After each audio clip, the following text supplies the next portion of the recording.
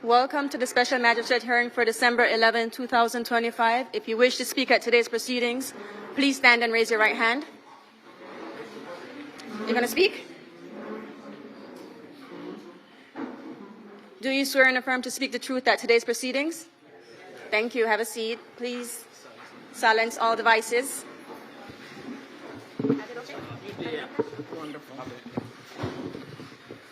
Good morning, everyone. Our first case, page 42, Inspector Gustavo Caracas, case number CE 25020532, case address 221 Southwest 1st Avenue, owner PMG Graybrook Riverfront 1 LLC.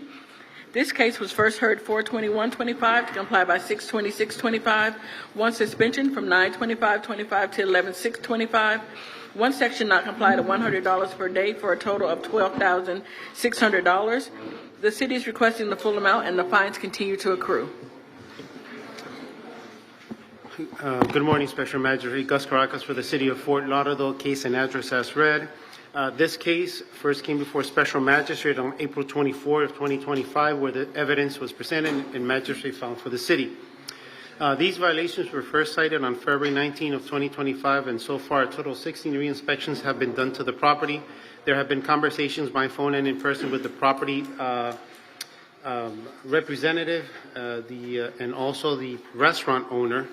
And during these conversations, the status of the violations and corrective actions were discussed. As of today, we have no compliance on the property. We have Mr. Andrew Shine, who is the representative for the building, to speak on their behalf today. Okay. Good morning. Good morning, Andrew Shine, representative of the building, to speak on their behalf. The last action on this was we got a zoning comment on November 25th regarding research that we need to do to see if the original plans had the build out for the restaurant. So we're awaiting those plans now, still looking at that. We would ask for, I think we need about 30, but I think 49 would be the next one. Okay. And with a stay of fines in order to reappear as well. Right. Any objection from the city? Negative, ma'am. Okay. All right. 49 days, and we'll suspend the fines during that time. Thank you. Thank you. You're welcome. Our next case, page 43, Inspector Ramon Oliveira, case number CE 24120464, case address 1496 Southwest 28th Avenue, owner Charles W. Grogan. This case was first heard 4/24/25 to comply by 7/24/25. Two suspensions noted on the agenda. One section not complied at $50 per day, and the fines start 12/12/25. Ramon Oliveira, Code Officer for the City of Fort Lauderdale, presenting case CE 24120464 for the property located at 1496 Southwest 28th Avenue. The case was last heard on September 25th, 2025, where Special Magistrate Flynn granted a 77-day extension with an order to reappear. As of a pre-hearing inspection conducted on December 10th, 2025, the property is not in compliance. The city is seeking for fines to begin to accrue for violation 9-306. Okay. Please state your name for the record. Kim Grogan. Okay. Ms. Grogan, why is this taking so long? That's a good question. Ma'am, can you push the button in front of you? A good question for the roofing company that seems to have continuous hiccups with city violations. Actually, the roof is now done. For some reason, they forgot to put the fascia up on the sides of the house. They were supposed to be there at 8 o'clock this morning. On Friday, we were told that they failed a city inspection because they put the shingles on before the inspector came out. Now, the engineer had to file an affidavit. But regardless, the roof is done, the fascia, everything, the soffits that were left to, I don't know why they did part and not all. We were told we're going to be done at 8 o'clock this morning. Our painter is already on site because he's been doing work inside the house, but he can't paint until we know that the roofers are done. Okay. How long do you think you need for the rest of the? Okay. All right. Any objection to 15 days? We're not opposed. Okay. 15 days, and I will suspend the fines during that time. All right. Our next case, page 39, Inspector Bovrig Xantis, Case number CE 2501-0297, case address 1530 Northwest 12th Court, owner Leonard Jefferson and Shanteria Long Jefferson. This case was first heard 7/24/25 to comply by 11/19/25. One section not complied at $50 per day, $1,100 accrued. The city is requesting the full amount and the fines continue to accrue. This is a request for extension. Good morning, Your Magistrate. Officer Exensis on behalf of City of Fort Lauderdale, Community Enhancement. Case number CE 25010297. Property address 1530 Northwest 12th Court. This case was first heard on November 19th, and when the case was heard, there was an order to reappear. Owner failed to shut up, and the magistrate ruled in favor of the city and property owner and asked for the fines to continue to accrue. This is a hearing to request an extension. The property owner is here, and I will let him speak at this time. Please state your name for the record. Okay, tell me why you need an extension. Sir, can you push the microphone and push the button? There you go. Thank you. What happened? We had to do a revision on the roof, and sometime with Lauderdale, it takes a little time. Well, we just got the approval from the trust company, and I need like 120 days, and I think we should be able to have everything. 120 days? Yeah, 120 days.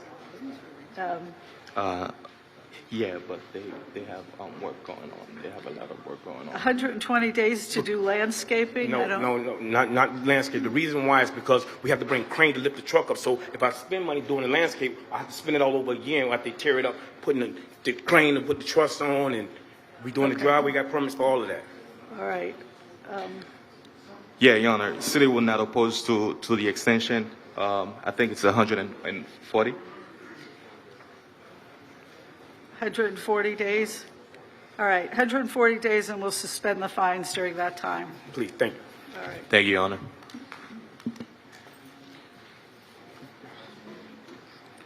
Our next case, page 51. Inspector Guy Siderman, case number CE 25040906, case address 2201 Northwest 6th Street, owner West Sistrunk Plaza LLC. This case was first heard 7/24/25 to comply by 12/11/25. Two sections not complied at $100 per day. Fines start 12/12/25, and this is in order to reappear.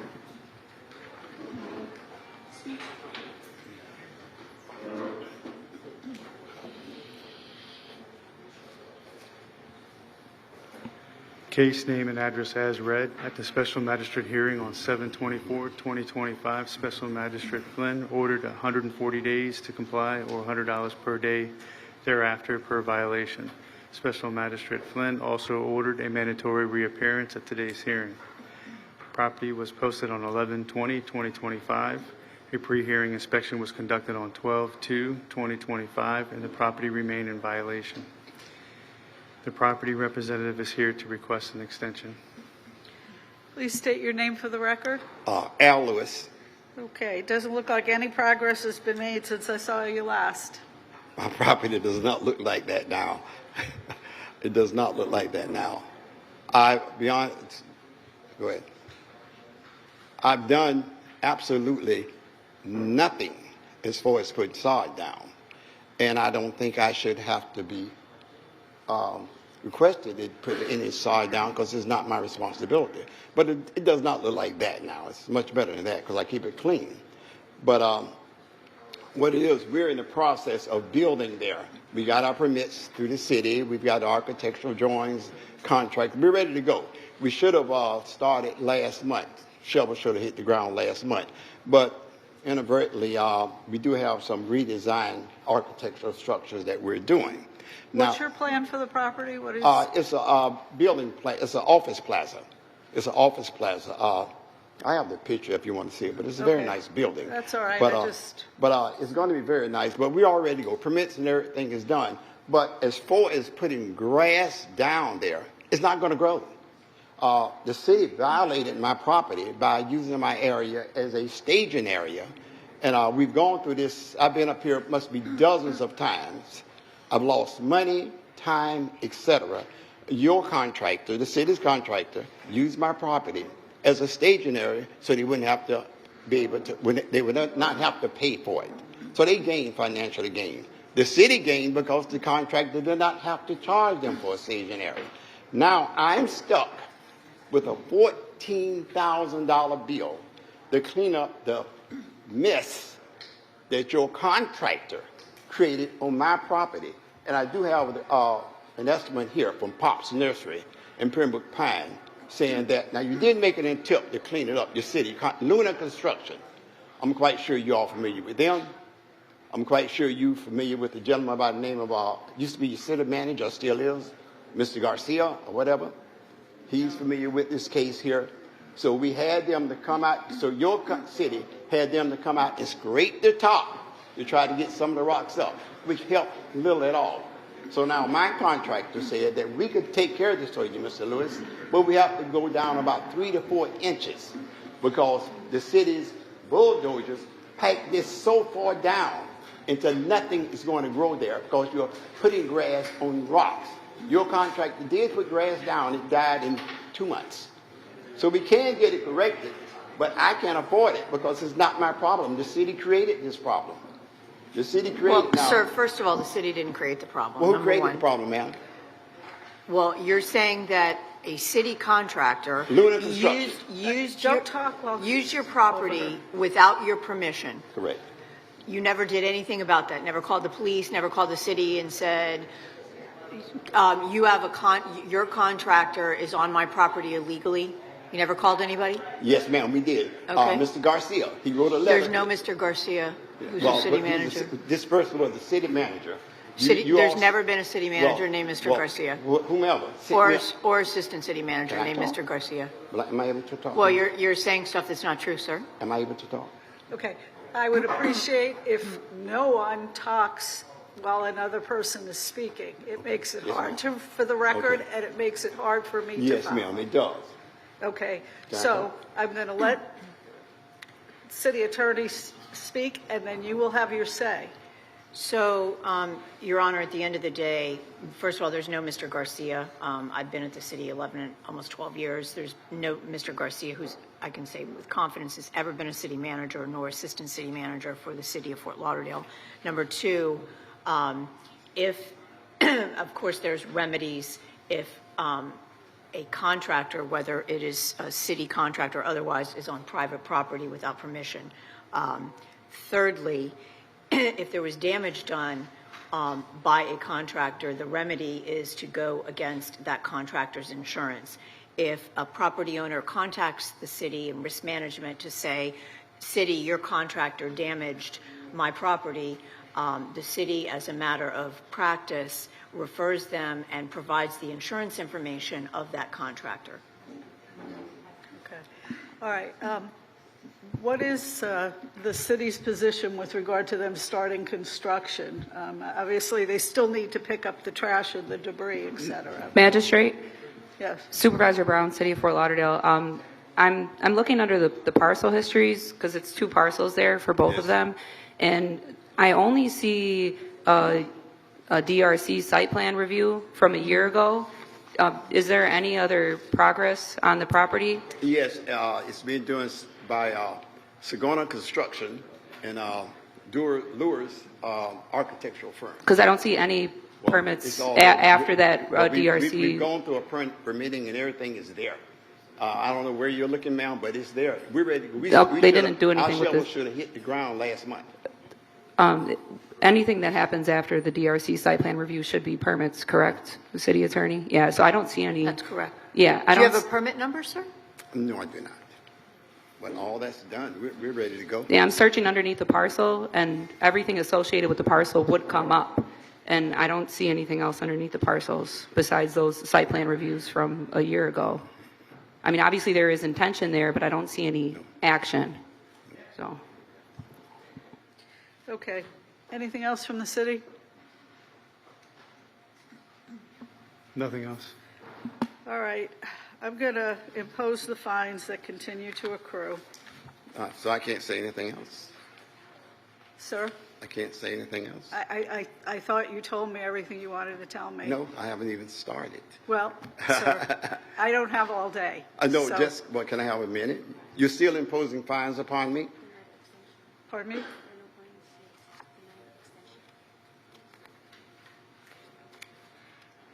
Okay, yes, she's reminding me that no fines have started yet. Right. So it's a question of me granting or not granting your extension. And I have seen no evidence that you are about to put shovels to the ground because there's nothing in the record that shows that. Can I bring it to you? I can have the contractor bring it. It's going on construction. In fact, Mr. Corey Ritchie of CRA, he's the manager there. But you He said- don't have a permit number? We have- You I don't have it on me. Yeah, you're not going anywhere without a permit. We know that. We already, all that's being done, already been done, ma'am. CRA has all that. Mr. There's Corey Ritchie nothing is the manager. There's nothing in the I city can get all that records to to you. show that any permits have been issued. I can Do get you all that have to any you. permits with you? No, ma'am, I do not. But I can get all that to you within today. Yeah, all of it. I'll go right to CRA on 6th Street. They give me all that right now. Mr. Bob Washak, Corey Ritchie, the manager of CRA, I can get all that to you within an hour. All that's done. So Your Honor, even if Your Honor does deny the extension requested, the property owner will still, in fact, have additional time to comply because the case will be set as a Massey and will have to come back after being noticed accordingly. So, in essence, he will be given more time and certainly can come back with additional documentation at the Massey hearing, where Your Honor could, of course, entertain additional time if he can supply Okay. that information. Okay. One last thing. We're doing, right now, we're in the process of doing an architectural design update. Like this here now, we just got a notice from our builder because of the holiday period. They're going to be closed down. Now, this is the request for the architectural design update here. So I'm not quite sure when they're going to be done with update on the design. But as far as permits numbers, I can give that to you within an hour for both parcels. That's no problem at all. You'll route to CRA, Mr. Corey Ritchie, the manager. Okay. Now, I don't know why it's not showing there, but it's all ready to go, ma'am. Everything is ready to go. All right, I'm going to deny the motion for extension.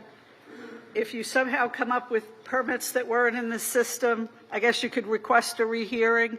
But you will have time between now and when this is set to determine fines at the next hearing in order to put all your ducks in a row. Okay? I have All right. everything in a row. All you need is just the permits, right? Pardon me? So all you need is the permit numbers? I won't know until I see what you have, whether or not it's all I need. You tell me exactly what you need and I have it to you within an hour. No, I can't tell you that, okay? What I can tell you is that what you're telling me cannot be verified in the record and you brought nothing with you. So whatever you want to give me as evidence, you can gather and at the next hearing, show it to me. Yes, ma'am. If you want to rehear this case before the Massey hearing, you can file for that, okay? Okay. So now am I still being imposed these $100 fines? I'm not imposing any fines today, but they are set to start to accrue tomorrow, but they will not be imposed until the next Massey hearing. But ma'am, think on the thing that I'm not going to argue with you anymore, sir. The hearing's over. I have You're ruled. fining me for something you all I am not did? fining you. I just explained it to you, and your hearing is over. Your motion for extension is denied.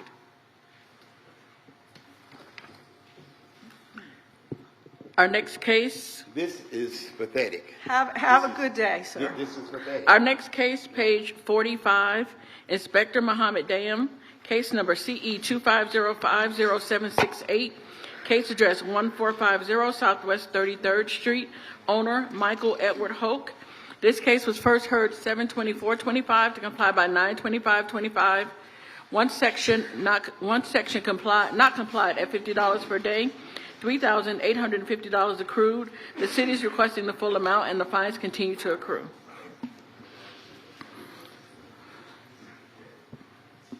Good morning. This is Mohammed Dam, City of Fort Lauderdale Code Compliance Officer, presenting case and address as read. The case was last heard on July 24, 2025 by Special Magistrate Flynn. The magistrate granted 63 days extension to comply for violations 9-305B, and 47-20.13.G.1, or a fine of $50 per day per violation thereafter. A pre-hearing inspection was conducted on December 8, 2025. The property remains in violation. The city is requesting to withdraw and vacate one of the violations, which is 47-20.13.G.1, and to impose the fines in violation 305B totaling $3,850 and for fines to continue to accrue. Please state your name for the record. Michael Hoke. Okay, it looks like you've complied everything but the landscape, and why is that not done? I lost my job back in August, so I don't have the funds for a permit. I was originally under the impression that I was going to need to file a retro permit to replace the rock or to upgrade it a little. So I was waiting for the funds to do that. Because I work for a union, I've been working for a labor hall, so I have money from an annuity draw. I'm going to use that money now that I have it. Took time to get it. I'm going to use the money. How much time do you think you need? If it's just the grass, 30 days should be sufficient, ma'am. Okay, any objection to 49 days? 49 days. Okay. Fine. All right, 49 days, and I'll suspend the fines during that time. But I still owe $3,000. Oh, and I'll vacate. When do I pay that? Once No, the- that hasn't been imposed yet, Oh, okay, thank you. okay? That's accrued, but it hasn't been imposed, and I will not give you relief on that part of it until the property's in compliance. So you're probably going to have to come back, okay? Right, once it's in compliance, I'll owe the money for the, once it's imposed. Yeah, it's going to have to be imposed at a subsequent hearing. I just want to make sure I don't spend that money because, you know. Well, we're not. And you know, the city, the magistrate, it's obviously within her discretion or his discretion. They may not impose that. They may impose something different, lesser. And additionally, there's a program with the city where you can go for and get lien amnesty and get a reduction for that. So All right. it may not be that full amount. Okay, Okay? thank you. All right, thank you. Thank you. What? Yes, I vacated, yeah. Our next case, page 35, Inspector Aleda Mesa, case number CE 25050521, case address 2008 Intracoastal Drive, owner Samuel S. Caliendo, LLC.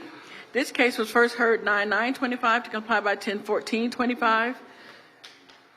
He's actually left. Did you want to proceed or hear another case? No, we'll keep going. We'll come back to that one. Thank you. Our next case, page 44. Inspector Wanda Aquavella, case number CE 25020199, case address 200 Southwest 9th Avenue, numbers 1 through 2. Owner Craig Mills. This case was first heard 6/6/25 to comply by 7/11/25 and 7/24/25. One suspension from 11/6/25 to 12/11/25. 3 sections complied at $100 per day, $25,000 accrued. The city is requesting the full amount, and this is in order to reappear. Good morning, Wanda Aquavella for the city. Case and address is read. This case was first heard on 6/26/25. The magistrate ruled in favor of the city. The property owner was given 15 days to correct violations 1812B and 18-1. He was also given 28 days to correct violation 9280B. 1812A came into compliance on 10/29/25. 18-1 came into compliance on 9/25/25. And 9280B came into compliance yesterday on 12/10/25. The city is requesting the imposition of admin costs, which are $1,077. The owner is here to speak. Please state your name for the record. Craig Mills. Okay, are you in agreement with the reduction of fines from $25,000 to administrative costs of $1,077? Absolutely. Thank you very much. Good choice. Our next case, page 30. Inspector Robert Kroc, case number CE 25100133, case address 2600 Northeast 15th Street, owner Las Olas Investment. This case was first cited 10-425 to comply by 10-425. 4 sections complied at $250 for a total of $1,000. Appeal deadline was 10-19-25, and the citation appeal was received. The city is requesting the full amount.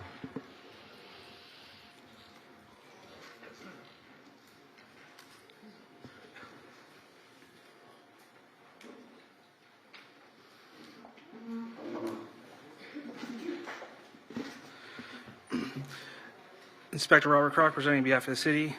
Case number and case address as read. All right, the following property was inspected on 10-4 following a neighbor complaint of loud noise. The following violations were observed. Violation 15-2781E. There's a Chapter 15, Article 10, Vacation Rental Standards parking violation occurring at this property. There's a white truck parked on the swale on the side of the vacation rental. This violation is considered transient in nature. I thought that was withdrawn. Oh, we withdrew that one. Okay. Violation 17-71A. There's amplified sound coming from the residential property that is plainly audible 25 feet from the property line after 10 p.m. This violation is considered transient in nature and constitutes an immediate civil penalty. Violation 17-7.10A. There is a non-amplified sound coming from residential property that is plainly audible 25 feet from the property line after 10 p.m.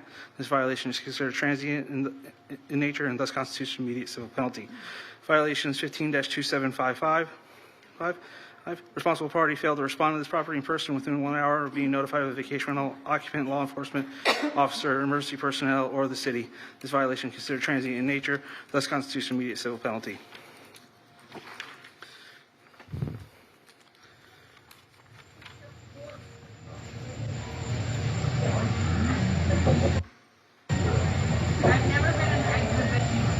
I got her waiting, but it's kind of fun and amazing. I have to cut the work in my husband got away. Come on, it's like scary. We're gonna have that song.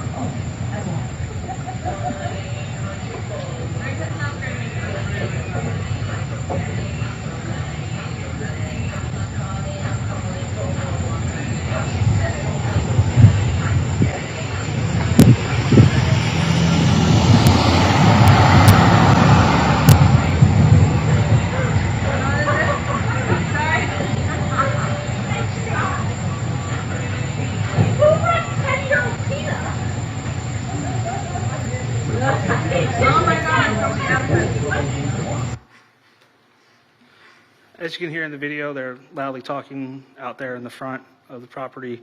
I was there for quite some time, about 5-10 minutes. It's observing the property. The neighbor came out and spoke to me.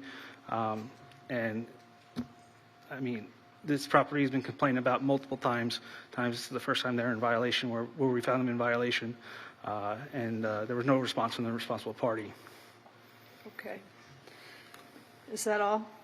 Your Honor, the evidence of the call of the responsible party was also just on the screen, if you want to go back real quick. Okay.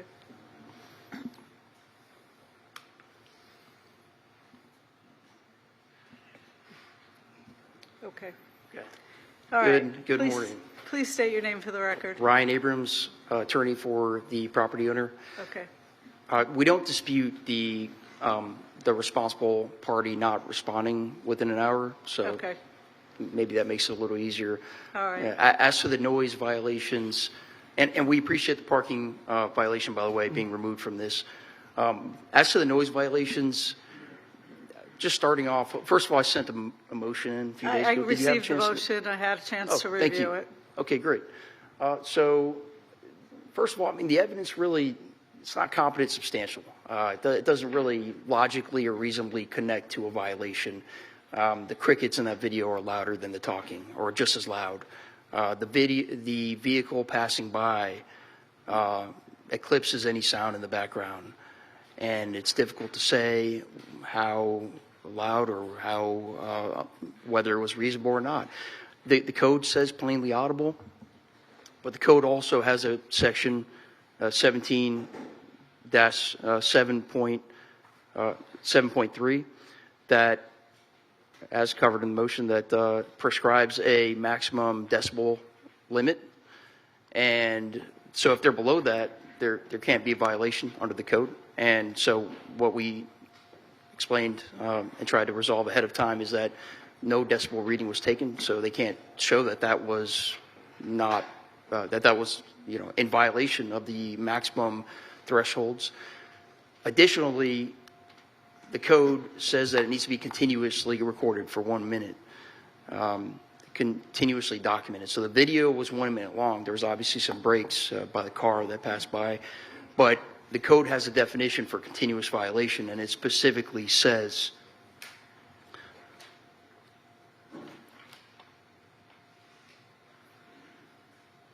that it needs to be, it specifically says that it needs to be recorded by a sound level meter at the slow setting. And so it's not even necessarily a decibel reading. It's just that you need to use a sound level, a sound meter to show that the sound is Isn't that a continuous. different section of the code than the violation was charged? No, 17-3.3 is the one that I referenced regarding the maximum thresholds. That is a different section. They've cited this under subpart 7. And in subpart 7, it does require 1 minute continuous sound. So that is the section that we were cited under. No, I understand that, but the decimals, isn't that part of a different violation? That's part of a different section, but it does say in that section, notwithstanding any other part of this code, that except for as expressly permitted herein, it could be a violation if you exceed the decibels. But it makes it clear that it is permissible if it is below that decibel threshold. And Did you show that it's below that decimal? well, the burden is on the city to show, because we didn't even know they were there, right? So when he was taking the video, so it would be impossible. The burden is on the city by preponderance of the evidence to show that the code is violated. They didn't show that through that video that there's been sound that exceeds the decibel maximum permissible limits in the code. And if you're thinking, oh, that's a separate section, well, then it still requires 1 minute continuous sound. And the definition section, which applies to the section that we were cited under, states that for continuous sound, you need a sound level meter. It's not enough for a video, because obviously the video isn't helpful because a car passes by and you can't hear anything during that time.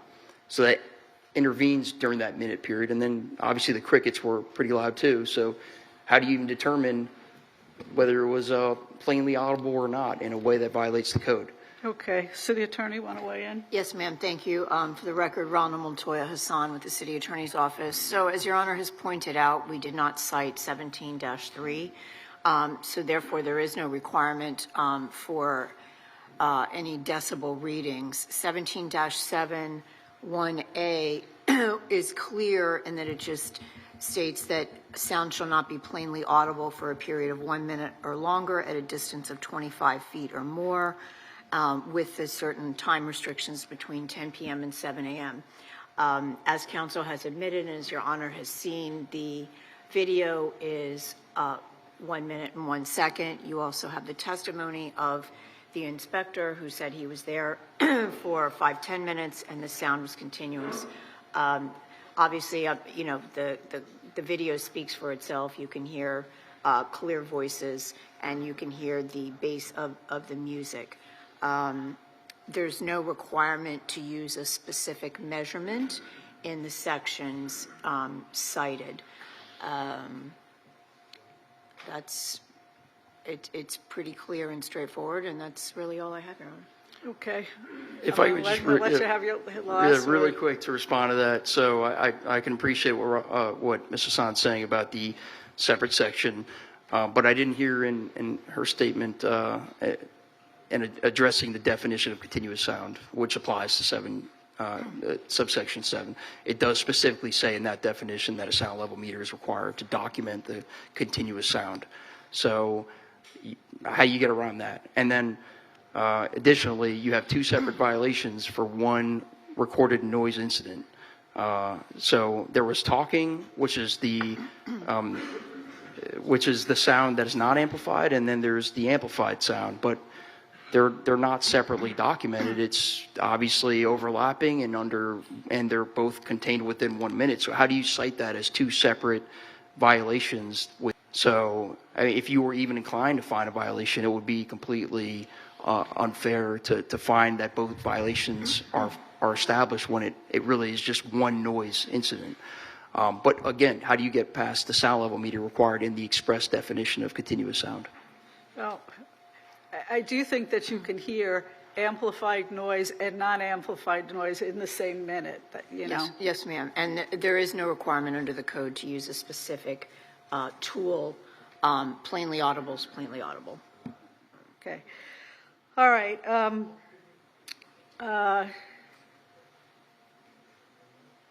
The truck violation obviously was withdrawn. You did not. I'd like to hear the tape one more time, please, before I rule.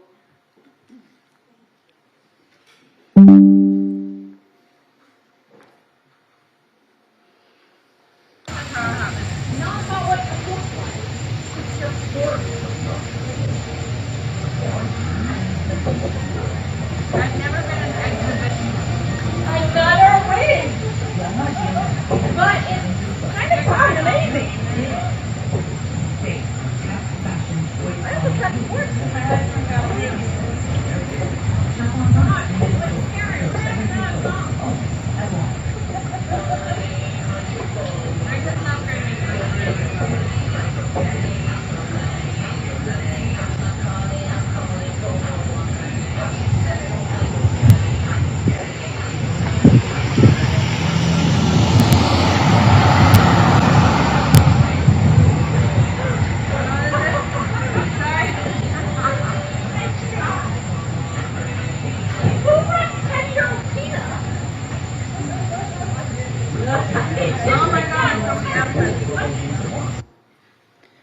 Okay, I'm going to find for the city. I think that expressly permitted under the sections that were cited allows for plainly audible from 25 feet to be taken in the manner it was, and I believe that it was plainly audible from 25 feet.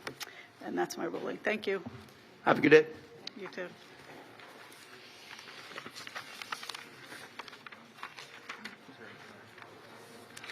Our next case, page 6, Inspector Rachel Moore, case number CE 25070892, case address 3870, owner Kimberly J. Dinkins, posted at property 111225, posted at Winnie's Broward 112125.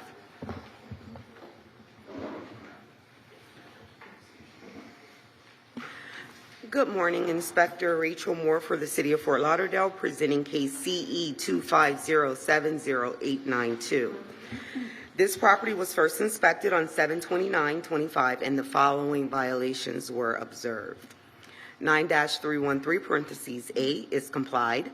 9-306, the exterior building walls have not been maintained. Structural parts, including fascia and soffits, are in disrepair, and there are areas of the exterior that have stains and missing peeling paint. 9-305 parentheses A is complied. 18-12 parentheses A is complied. 18-1, there is roof storage consisting of but not limited to rugs, pet crates, plastic bins, and miscellaneous items at this property that is creating a public nuisance. It is being maintained in such a manner that the property is or may reasonably become infested or inhabited by rodents, vermin, or wild animals, or may furnish a breeding place for mosquitoes, or threatens or endangers the public health, safety, or welfare, or may adversely affect and impair the economic welfare of adjacent properties. 9-304 parentheses B, the driveway at this property has potholes, cracks, and stains. 9-308 parentheses B, there is debris, trash, or another element which is not permanent on the roof. There is a tarp and black stains on this roof. 9-305 parentheses B, the landscape at this property is not being maintained in a neat and well-kept appearance. There are areas of dead and missing ground cover. 47-19 HH .2 parentheses, I'm sorry, .4.A is complied, 9-278 parentheses E is complied, 9-280 parentheses B is complied. There's been no contact made with the property owner regarding the cited violations. As per pre-hearing inspection dated 12/9/25, the property does remain out of compliance. The city is requesting the following. For the violation of 9-306, 9-304B, 9-308B, parentheses B, and 9-305, parentheses B, 49 days or $50 per day per violation thereafter. And for the violation of 18-1, 15 days or $50 per day thereafter. Okay. Please state your name for the record. Good morning. My name is Kimberly Dinkins. I have a lot written here. I'm not good at speaking, but in essence, if I could just have more time, everything would be finished. Okay. All right. More time than that. Honestly, I'm not working right now. I'm having a little trouble, so maybe like 3 months to get everything finished. And I would request that Ms. Moore, you come on and please just go over everything with me so that I know exactly what needs to be done. No problem. Okay. Is there a way that you can do all? Absolutely. The city is not opposed to granting additional time. Okay. All right. So, all right, 105 days. Or $50 a day thereafter. Now, make sure if you run into problems, you contact the inspector, because you could request an extension if there's good cause for one. Special, yes. Sorry, Special Magistrate. Supervisor Brown, City of Fort Lauderdale. For 18-1, ma'am, is there any way that you can comply that one sooner with the outdoor storage? The outdoor storage has been complied. I'm sorry? Oh, I'm sorry, on the carport? Yeah. Oh, a lot of those things have been moved already. More things are being moved. I'm just having trouble getting people to help. I can't carry and work things. Could we do you think you could do it in 49 days for the outdoors, the storage? Yes. Magistrate, if that's okay. All right, that's fine. 49 days for the outdoor storage, 105 days or $50 a day for the rest. Yes, ma'am. Thank you. Okay, good luck to you. Thank you. Our next case, page 49. Inspector Matthew Flesher, case number CE 25020-210, case address 1955 Southwest 29th Avenue, owner Gevorg Shavazin. This case was first heard 4/8/25 to comply by 4/23/25 and 7/8/25. One suspension from 8/28/25 to 12/11/25. 3 sections not complied at $50 per day. $7,500 accrued.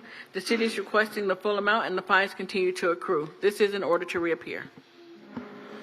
Good morning. This is Matthew Flesher, City of Fort Lauderdale Code Compliance, presenting case number CE 25020-210 for the property located at 1955 Southwest 29th Avenue.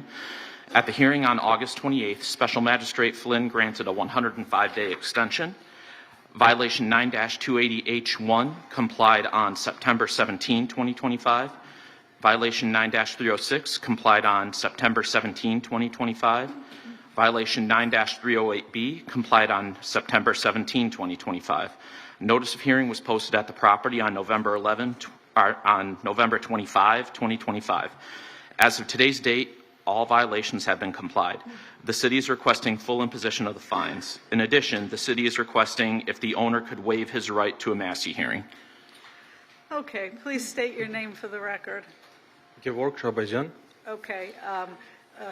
First order of business is that this was not scheduled today for a Massey hearing. A Massey hearing is a hearing to impose fines. So you were not, what I should say is you were not noticed for a Massey hearing today, even though I could have imposed some fines today. But at any rate, now that you're here, we can do one of two things. You can waive your right to notice of the Massey hearing, and I can hear it today, or you can not waive your right, in which case the fines would have to be rescheduled for a Massey hearing. If I may, to bring 2 points, and then you can make a decision after that, would that be okay? Sure. So on the first and second, well, first of all, good morning to all and happy holidays. This is my 3rd time being here. On the first and second time, if you remember, I mentioned that my property has been flooded 4 times in the last 2 years. and me and my family, my pregnant wife, had to leave from this house and go to another place. And I have been in a litigation over a year and a half with the insurance company to pay. So a lot of these penalties that I'm being charged for, like the roof tarp and then the general ideas of that, was done by the insurance company. So while I'm in a litigation, I cannot touch the building or do anything until that litigation is over. Litigation was over, I believe, at the end of August, early September, and after a year and a half, they finally settled. And in addition to that, if you also remember, there is a master plan for this building to demolish and build 11 townhouses. The demolition permit is already approved, but the master permit is not. And because of the Thanksgiving and the holidays and Christmas, I believe that it will be approved in maybe in 2 or 3 months. I already have the financing in place that I'm going to start the development of 11 townhouses. That's a total of $11 million investment into the area. So I was hoping that you could understand my point that it was not my choice to do or not to take care of the property, because obviously we did. It's just we had a litigation with the insurance company that I couldn't touch or or do anything. As far as the master permit... Did you receive any funds from the insurance company for the violations? I'm sorry, what was the question? Did you receive any funds from the insurance company for the violations as part of your damages? Only $10,000, and then the lawyers took like $2,000-3,000, so I only got like $5,000, and that's not enough. Just the roof is like $30,000-40,000. After a year and a half, I mean, that's the only thing that I received. Okay. So now I'm just proceeding forward with the demolition of the property and just doing the redevelopment, which will take, I think another 2-3 months to get started, but I'm going to start the project. And on my last hearing, I believe I provided the renderings and the master plan. Okay. All right. So I understand your situation, but we're back to whether or not you waived the Massey hearing, the notice of the Massey hearing. So I need to know if you waive that and want me to rule today, or...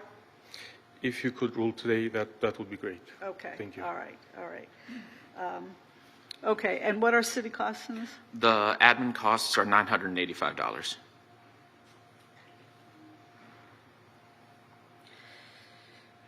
Okay. I'm going to reduce the fine to $1,500, which will include admin costs. Thank you. You're welcome.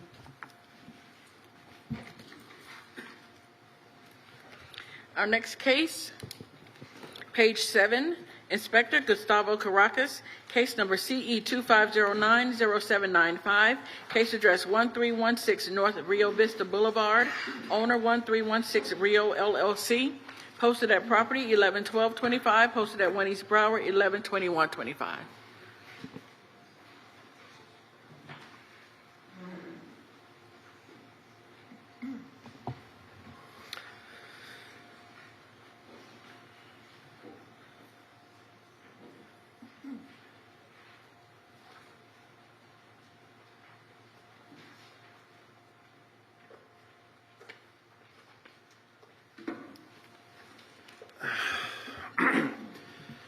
Good morning, Special Magistrate Gus Caracas for the City of Fort Lauderdale, presenting case number CE 25090795 for the property located at 1316 North Rio Vista Boulevard. Inspection of the property was performed by Senior Inspector Mary Ridge from the Building Department on August 29, 2025, and cited for the following violations. 4721-15-3B. Construction materials and equipment were stored on the critical root zone of 3 oak trees located within the property construction area, making this tree abuse. The oak trees were abused in the critical root zone area. This case is brought before Special Magistrate to request an imposition of fines of up to $15,000 for an irreparable and irreversible violation. Tree numbers 7, 13, and 15 trees were abused. 15 is approved to be removed from its to be remain. It requires the tree protection barrier during this construction. 4721-15. Tree protection barricades were not presented at time of inspection. Courtesy notice was mailed to the property owner listed on BCPA via first class mail on October 1st, allowing 10 days to come into compliance. Contact has been made with the property owner representative. Special magistrate request form sent on October 13 and scheduled for today's special master. Pre-hearing inspection was carried out on December 8th, and the pictures presented here were taken to confirm the violation has been brought into compliance. They actually did comply within the reasonable time frame. The city is requesting the following: $2,000 for the violations of 2 trees that were violated, which comes out to $1,000 per tree. Photos submitted into records for evidence, and the owner is actually here with us today. Okay. Did you want to put on any testimony? We have Mr. James Fetter, which he is the landscape inspector for the city of Fort Lauderdale as well. Okay, all right. Please. Oh, go ahead. Yeah. Sorry, I thought I was going to talk. Yeah, go ahead. Jim Fetter for the City of Fort Lauderdale Zoning and Landscape Department. I did an inspection of the property on 9/17 and took the photographs that are appearing. And 2 of the trees had construction material and a trailer parked in the critical root zone, and there was no tree protection. Subsequently, I went back on 9/24. The tree protection was installed, and the construction debris was removed from around the trees. Okay, thank you. Please state your name for the record. Yes, good morning, Your Honor. My name is Cabot Edouard. I'm the owner of the property. Okay, and are you in agreement with the fine of $2,000? No, I am not, Your Honor. My issue with this is there's several things. Number one, I actually have studied biology. I have a degree in biology, plant physiology, botany. The existing home, the driveway went over these trees. I've removed them. I also have a permit that predates this inspection to remove both of these, all the trees that are in question. I'm doing my best to keep them because I have, they're arguably 50 to 100-year-old trees. The neighborhood would prefer them. I live in the neighborhood as well. I have several photos myself. The reason the tree protection was actually up and taken down is because a machine was trapped between the existing wall and the structure, and we had to take it down to move it. There's a retired landscape architect that tends to call and make a lot of issues in the city, and he's the one that called with, to my knowledge, his complaint. I've actually made great strides to keep this, and I brought photos myself to show the existing gate, track, and electric that was going through the root system. So you have, this is still existing as of this morning, which is the initial gate motor track. You're gonna, unfortunately, no problem. Yeah, no, it's because the recording can't pick up your voice, unfortunately, So the first photo I'm showing you is all the electric in underground running through the root system for the predating structures, electric gate and wall.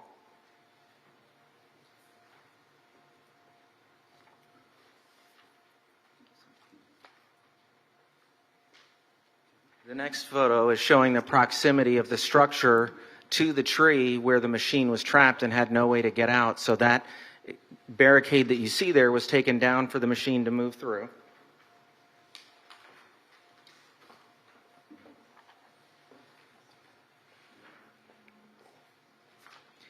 Is there any? Here's another tree in question, which is growing through the wall. Can you tell me when these pictures were taken? This morning.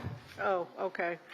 All right. That's one of the existing trees that's growing into the wall. It's going through the foundation of the wall, under the sidewalk, and it was in the middle of the circle drive that was shown by the evidence of the city that was pre-existing that went over the root system of both, which I've now exposed the roots that were covered for 50 years or whatever, because the home that was there previously was almost 100 years old.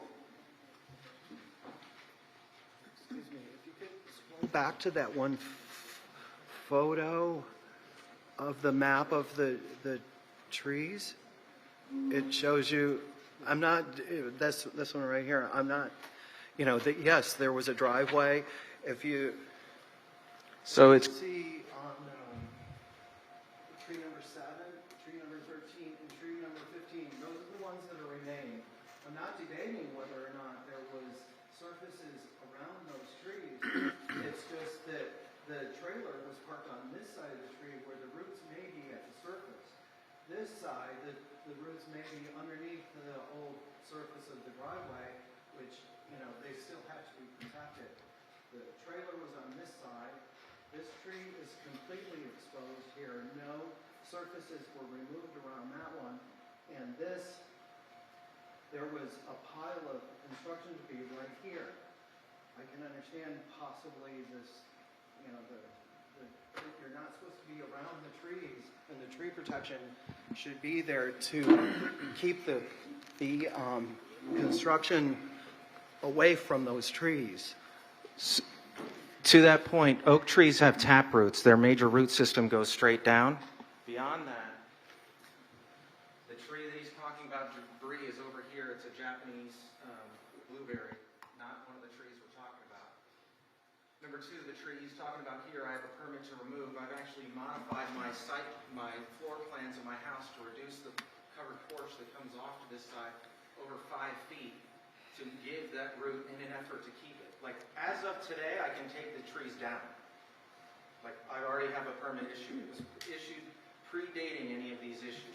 Including the trees that are the subject matter of these violations? Tree number 7 and 13 are not approved to be removed. Tree 15 has been approved to be removed. Tree number 7 is not a Japanese blueberry. It is a live oak.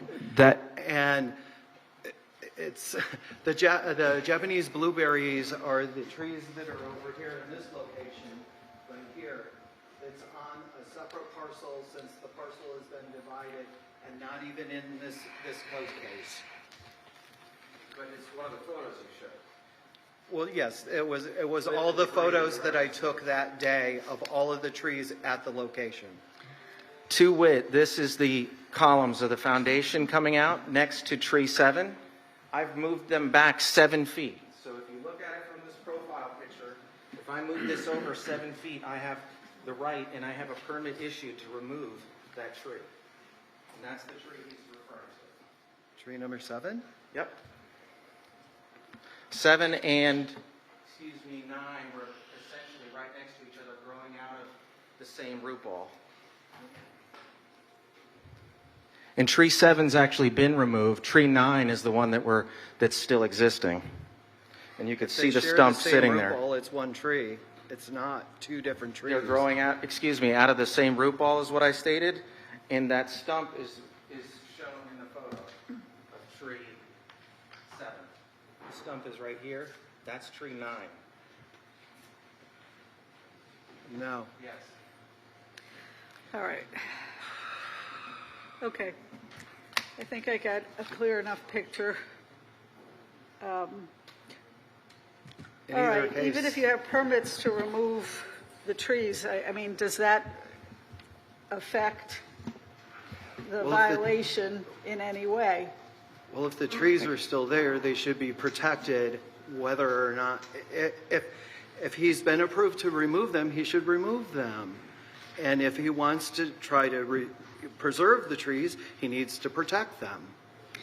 Okay. And I think, Your Honor, just to follow up on what the inspector said, the case is in compliance. So the property owner did take measures, the appropriate measures to address the violations, which obviously presumes, therefore, that the violations were valid, because otherwise you wouldn't have to do any remediation or do anything.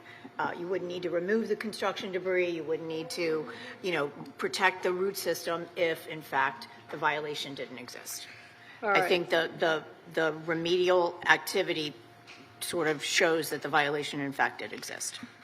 Okay. I think you're trying to do this as conscientiously as possible, but I do think that the city proved their case. But in light of all of the evidence, I'm only going to award a $250 fine per tree for a total of $500. Thank you. Thank you. Thank you, Your Honor. Our next case, page 40, Inspector Bovary-Xantis, case number CE 24100418, case address 1407 Northwest 15th Street, owner Godwin Francis,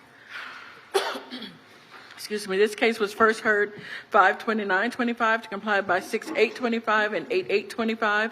One suspension from 9/25/25 to 11/6/25. Three sections not complied at $100 per day for a total of $18,900. Two sections complied at $100 for a total of $10,200. Grand total $29,100. The city is requesting the full amount and the fines continue to accrue. Good morning, your Magistrate Officer Exentis on behalf of City of Fort Lauderdale, Committee Enhancement. Case number CE 24100418. Property address 1407 Northwest 15th Street. This case was first heard on May 29, 2025. And the magistrate ruled in favor of the city, and the property owner was ordered 10 days to comply with the violation 18-12A and 91 days for all remaining violations, or a fine of $100 for each day thereafter. The case reappeared before the special magistrate on September 25, 2025, and a 42 days extension was granted to the property owner. At this time, all violation remains, and the city is requesting all fines to be imposed and to continue to accrue until compliance is met. Please state your name for the record, sir. Martin Cotain. Okay, why is it taking so long to get this property in compliance? Yana, I'm looking for a loan, and the fines that I have on the property, damn people don't want to give me a loan on that, because they say I have to pay the fines, and I don't have the money to pay the fines right now. Okay. So if you drop the fines, I could get a loan and finish the property. Well, I haven't imposed the fines yet. Okay. The fines have just been accruing, and I don't know why that would interfere, but the violation may have been recorded. I don't know. But what I need to know is, when are you going to put this property into compliance? Well, hopefully if I get a loan, it'll be finished by February.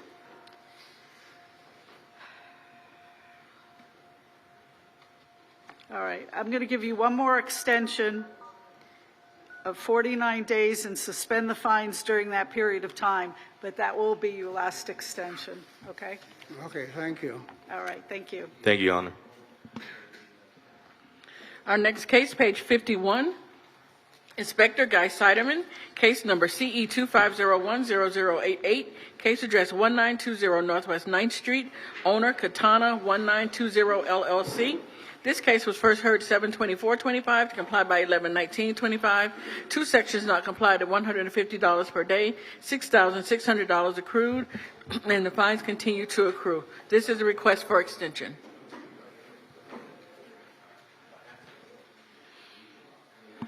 Case name and address as read. At the Special Magistrate hearing on 7/24/2025, Special Magistrate Flynn ordered 118 days to comply or $150 per day thereafter per violation. Special Magistrate Flynn also ordered a mandatory appearance at the Special Magistrate hearing on 11/19/2025. The respondent did not appear, and the fines began to accrue at that time. Property was posted on 11/24/2025. A pre-hearing inspection was conducted on 12/2/2025, and the property remained in violation. The property representative is here and requesting an extension. Okay, please state your name for the record.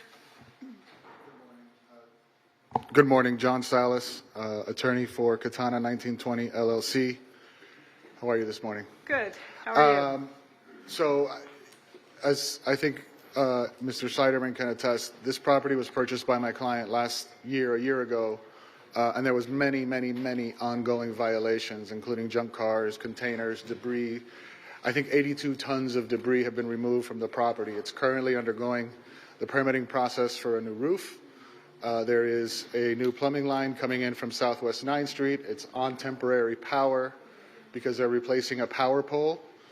The ground cover issues and the exterior issues are ongoing. All doors and... How much time do you think you need? Realistically, 120 to 180 days, in that range. I apologize. City have any objection to 140-day extension? We do not. Okay. All right, I'll give you 140 days and suspend the fines during that time. Thank you, Your Honor. You're welcome. Have a wonderful day. 120, correct? Or 140. Our next case, page 43, Inspector Ramon Oliveira, case number CE 24120603, case address 2720 Southwest 18th Street, owner FKH SFR C1LP, in care of First Key Homes LLC.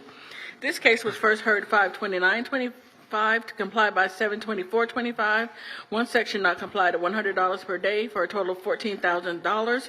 One section complied at $100 per day for a total of $6,200. Grand total $20,200. The city is requesting the full amount, and the fines continue to accrue.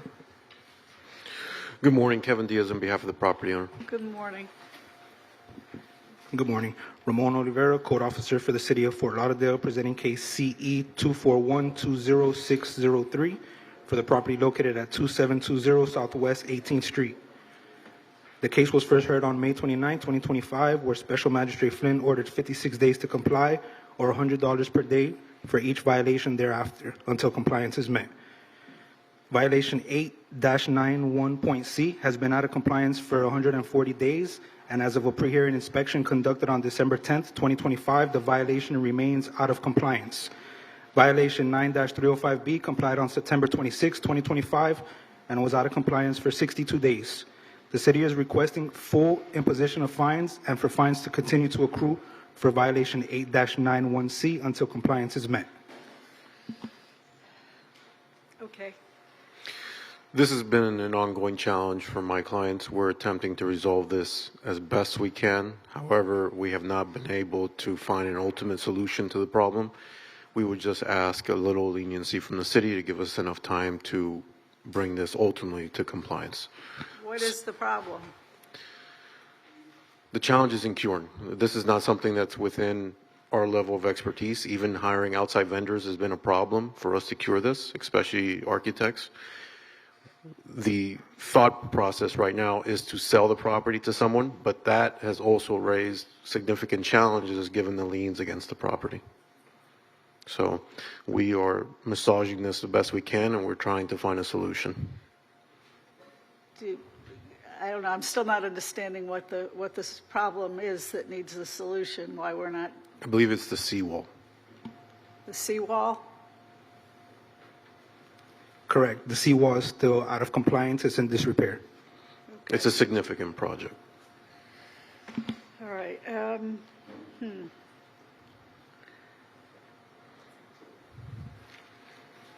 You know, it's hard for me to keep granting extensions if there's no end in sight. And you're not giving me really anything in which to say, well, you know, there's an architect now on it, there's people now on it, and they just need a little more time. You're not giving me any reason to hope that if I give you another 49 days or whatever, that anything will happen during that time. I think the hope on my end is if we did receive an extension, that could help us ultimately land a buyer. I think the problem is that people that are interested in buying it see it as distressed, which is causing significant issues because of the liens. So if we can have some help on the lien, that could help us maybe reach an agreement with a potential buyer. That truly, I believe, is the most time-effective solution for everyone. Okay. Well, I mean, it is a distressed property because there's a seawall with a problem, and I mean, the lien's going to exist on the property. So either the property owner is going to have to address it and fix it, give the seller a credit, a major credit, obviously, the buyer a credit, if anyone's interested in obtaining the property. I mean, people fix seawalls all the time in Fort Lauderdale. I'm sure it's easy for the city of Fort Lauderdale to make that assertion that this is an easy project, but for individuals that don't specialize in seawall repair, it's a significant project. And as an attorney that's worked with multiple municipalities, to coordinate architects, general contractors, and to facilitate a seawall repair is not an easy project, especially for a company that doesn't specialize in this type, let alone a layperson owner-occupant. So I'm asking for some leniency on this issue. Well, but the problem here is that we get seawall cases all the time, and seawalls can be fixed. You hire the right people that do know what they're doing. This has been going on since May, and I have no evidence of any progress being made. And so it's very difficult for me to keep granting extensions when there's no end in sight. Special Magistrate, Supervisor Brown, I would just like to add that the city is opposed to an extension because this was a concern of the neighborhood, and the inspection report was issued in December of 2024. All right, I can't grant any more extensions. The fines will continue to accrue.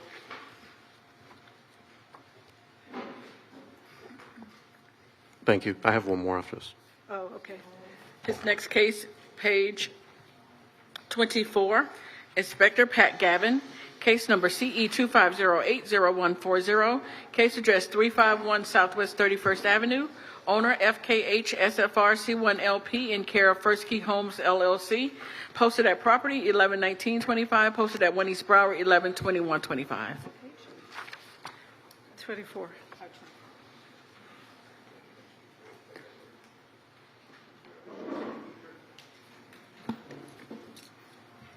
Good morning, Pat Gavin, City of Fort Lauderdale Senior Code Compliance Officer, presenting case and address as read. This property was first inspected on August 6th, 2025, and given time to correct for the following violations. 9-305B, the landscape at this property is not being maintained in a neat and well-kept appearance. There are areas of dead and missing ground cover on both the lawn and the right-of-way. 9-304B is complied, 24-27B is complied, 9-306 is complied, 6-35B6B1 is complied, 24-7B is complied. The city is requesting compliance within 49 days or a fine of $50 per day thereafter. Okay, please state your name again for the record. Thank you. Kevin Diaz on behalf of the property owner. Yeah, so we spoke earlier. The only pending violation is the ground. Landscape. Correct. Yeah. We're asking if it can be until the end of January just because of the holidays. Okay, well, 49 days is the end of January. Does that come out to the end Yeah, of that comes out to there you go. 129, so, January 29? yeah. All right, so ordered. Thank you, everyone. Happy All right. holidays. You too. Thank you.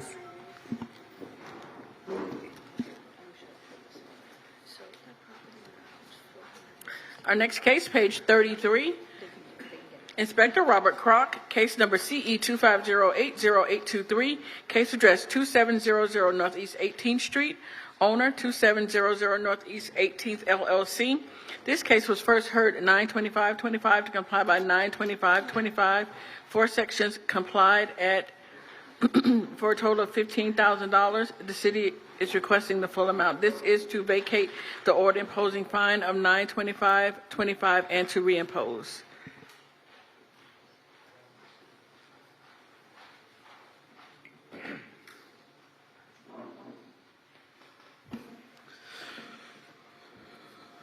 Inspector Robert Kroc presenting on behalf of the city, case number and case address as read. All right, the property was first inspected on 8/31/2025 following a neighbor complaint about loud noise. The following violations were observed. Violation 18-1, there is a vacation rental violation at this property creating a public nuisance. Approximately 50 vehicles and 100 occupants at the property creating non-amplified noise. Vehicles obstructing the right-of-way. The vacation rental is being maintained in such a manner that this property is or may reasonably threatens or endangers the public's health, safety, or welfare, or may adversely affect or impair economic welfare of adjacent properties. Violation 15-2781E. There is a Chapter 15, Article 10 vacation rentals standards parking violation occurring at this property, approximately 50 vehicles at this property. Violation 15-2782B, the maximum occupancy of this property is being exceeded, approximately 100 people at this property. And violation 17-710A, there's non-amplified noise coming from this residential property that is plainly audible. If we get to the video, you'll see this was an outrageous party.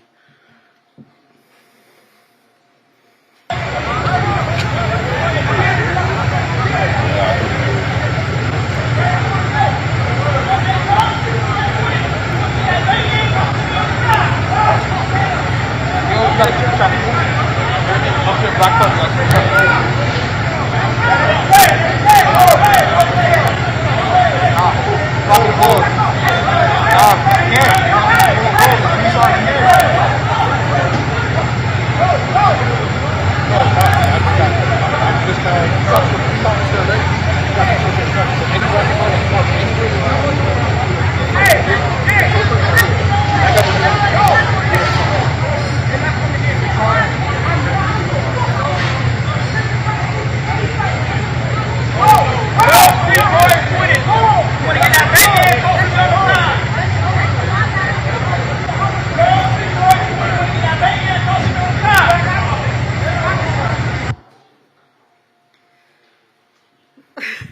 Okay.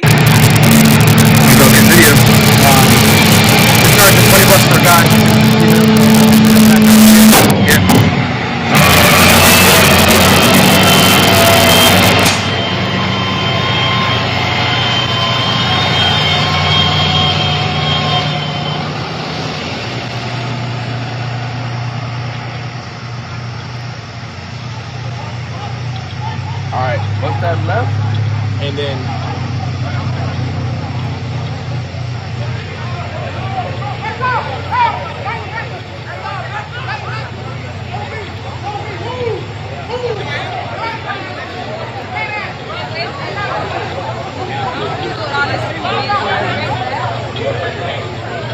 And you recording?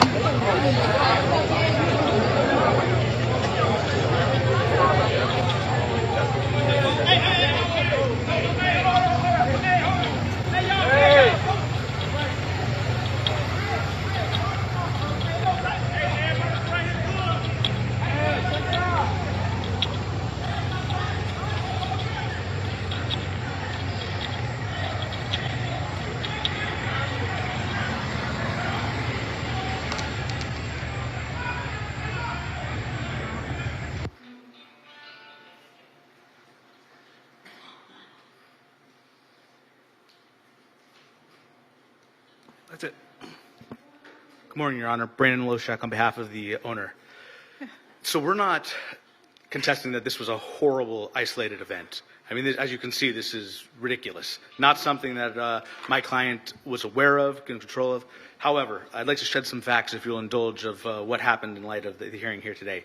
So on that evening, there was a party just down the street that got shut down from the police and it apparently made its way to our property. Within seconds of our sensors that we have in the house, we have occupancy sensors and sound sensors that went off. We called the police within less than a minute. The police had already advised that they were already on their way over as they knew. Our property manager, who lives in the area, immediately went over to the property. Before she even got to the property, the street had been shut down by the police in order to get the tow trucks in to get out. On that note, it's somewhat unavoidable when you have a vacation rental, when you have bad tenants, bad guests. And that's essentially what happened here. We put in our contracts of the maximum occupancy, the parking, and noise. All of that is in there. We have an affidavit on the wall that says if you make noise, the police are free to come in and remove you. And that's exactly what happened. That night, they came in. The police came. They were there. They didn't even let our property manager in the property because of the crazy nature of what was going on. And you can see in some of these videos the police that were there that were trying to control this immediately.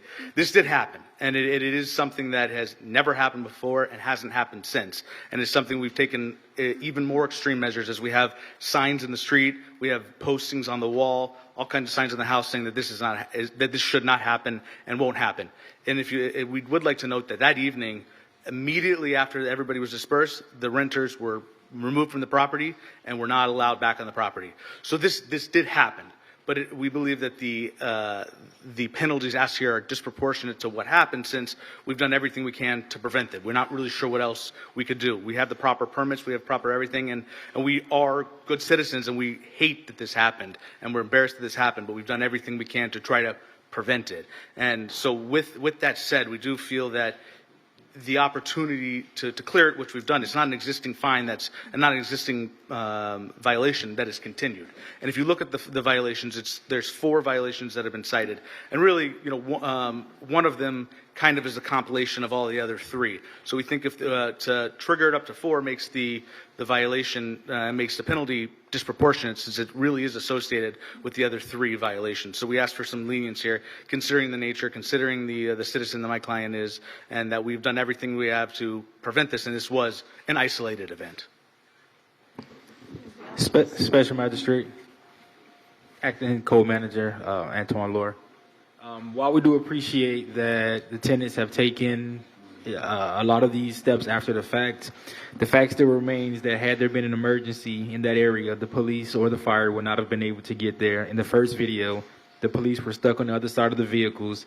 It took multiple police officers, multiple members from the night team, multiple city personnel to go out there, stop this event. That party that night created a nuisance and a hazard for the area, and we're going to request that the $15,000 fine be reimposed. Okay. If I may respond, just one thing. it wasn't all subsequent remedial measures. Everything I mentioned, it was already in place at the time of the event. Like I said, when the sensors went off, immediately we called the police. And this was a party that was down the street that came here, and we do regret that this happened. And this, of course, happened, and this did create an issue. But this wasn't something that we just reacted to. It was something that we had in place that we tried to prevent before, and we're continuing, and we amped up what we were trying to do to avoid this from happening. So that's why we've asked for some leniency, considering that we've done everything we can. Respectfully, we appreciate all of that, but that doesn't negate the fact that had an emergency happened on that street, the police and the fire department would not have been able to get there, not to the house or the neighboring properties. And these codes that were cited is specific to prevent things like this. This was a massive party that, whether it came from down the street or around the corner, ended up at this property, and there are literally cars everywhere. You can't get in around the block. You can't drive. So this event created a safety issue, and respectfully, we're going to again request the maximum fine of $15,000. The law is clear that it's the property's owner responsibility, regardless of who they rent to and what they do. It's still ultimately their responsibility. So I'm going to vacate and reimpose the fine. Thank you, Your Honor. Our next case, page 52. Inspector Rachel Moore, case number CE 25050120, case address 2730 Southwest 1st Street, numbers 1 and 2, owner 335 Northwest 28th Street, LLC. This case was first heard 9/25/25 to comply by 10/30/25. One section not complied at $100 per day, $4,200 accrued, and the fines continue to accrue. This is a request for extension.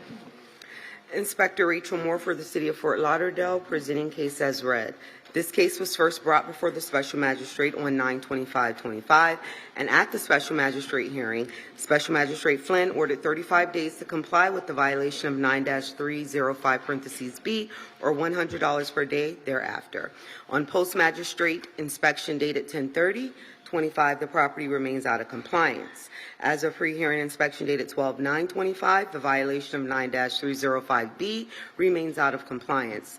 The city is not opposed to granting a 49-day extension, as the property owner has signed the city swell agreement and is currently on the waiting list for the swell reconstruction project intended to assist with flooding in the area. Okay, please state your name for the record. Yes, Angel Garcia. Okay, and are you in agreement with the 49-day extension, and I will suspend the fines during that time? Yes, I don't know how long it's going to take for the city of Fort Lauderdale to, because I call them on a regular basis, but I'm still waiting on a response back from them. Also, on the fine, the hearing that was where the fines were imposed, I wasn't here because I was anticipating that it was going to be moved along with another property that we have adjacent to that. So I would have been here, and I would have also questioned the $100 fines per day at that moment. And it wasn't until the soil agreement was signed on 9. I don't think fines were imposed yet. Have they been? No. No fines have been imposed. When you go past a deadline, the fines start to accrue. Okay. But you are entitled to a hearing in front of me to impose those fines. I haven't done that yet. I'm too old for that. Okay, so I'm going to do the 49 days. I'll suspend the fines during that period of time. If you run into a problem and you need more time, you need to keep in touch with the inspector to request another extension, okay? Thank you. All right, thank you. Our next case, page 28, Inspector Matthew Flesher, case number CE 25100139, case address 2454 Marathon Lane, owner High Five Hospitality, posted at property 11/22/25, posted at 1 East Broward 11/21/25.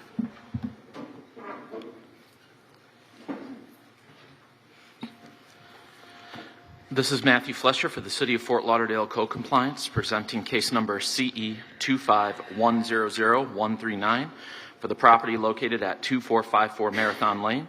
This case was first cited on October 6, 2025 for the following violation. 18-1, there is street parking of 15 cars along with valet at this property that is creating a public nuisance. It is being maintained in such a manner that the property is or may threaten or endanger the public health, safety, or welfare, or may adversely affect and impair the economic welfare of adjacent properties. This violation is transient in nature, and as such, this case will be presented before the special magistrate, whether or not the violation complies, to impose fines in an amount up to $15,000. On October 7, 2025, an Airbnb advertisement was found for this property. A case was opened by the vacation rental team for operating without a vacation rental certificate. That case number is 00149. They have since obtained their vacation rental license, and that case is closed. Additionally, 4 websites were found which advertise a business development program with the venue at the bottom of the websites listed as 2454 Marathon Lane. The city is seeking a fine of $15,000 for violation 18-1. Please state your name for the record. Good morning. My name is Antoinette Bond.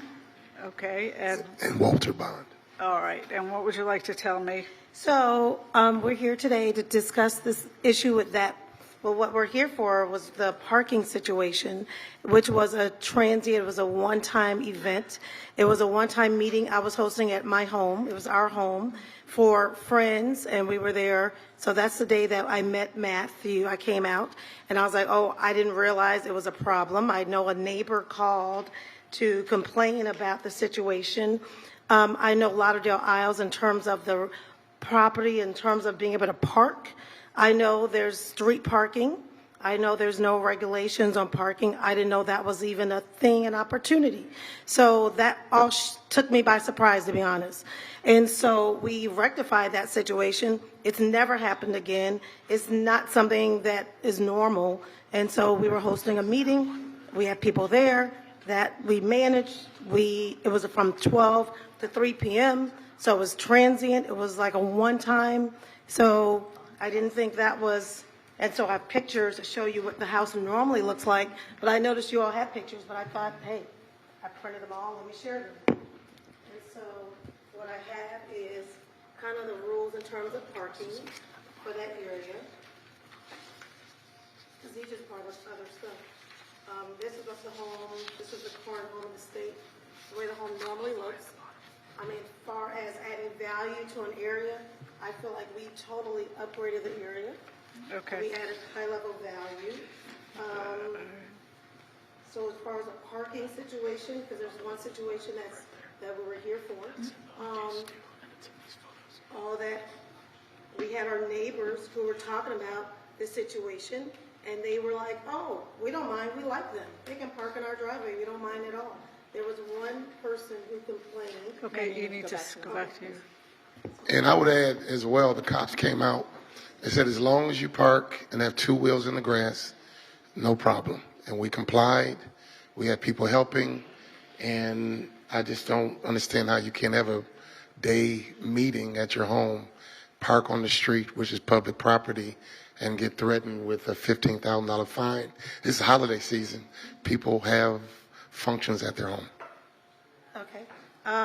So then, according to the citation, it said, I know I reached out to Supervisor Brown. I've talked to Matt a couple times. I feel like we've resolved that situation in terms of parking and feel like we managed all of that. We complied with all the requirements for short-term rental. We did all of that. I feel like we've done everything we were supposed to do in order to rectify the situation. Okay. Anything else from the city? That's it on the city, on my side. Thank you. Pardon me? I said that's it on the city side from me. Okay, all right. I'm going to impose a one-time fine of $1,000. Can I ask why? Because there's a violation here that I found, and I can award up to $15,000. The city has asked me for $15,000. I decided because you keep your property and you try your best and whatever, you know. Yeah, I just want to know what is the violation we violated. That's it. The violation is the parking.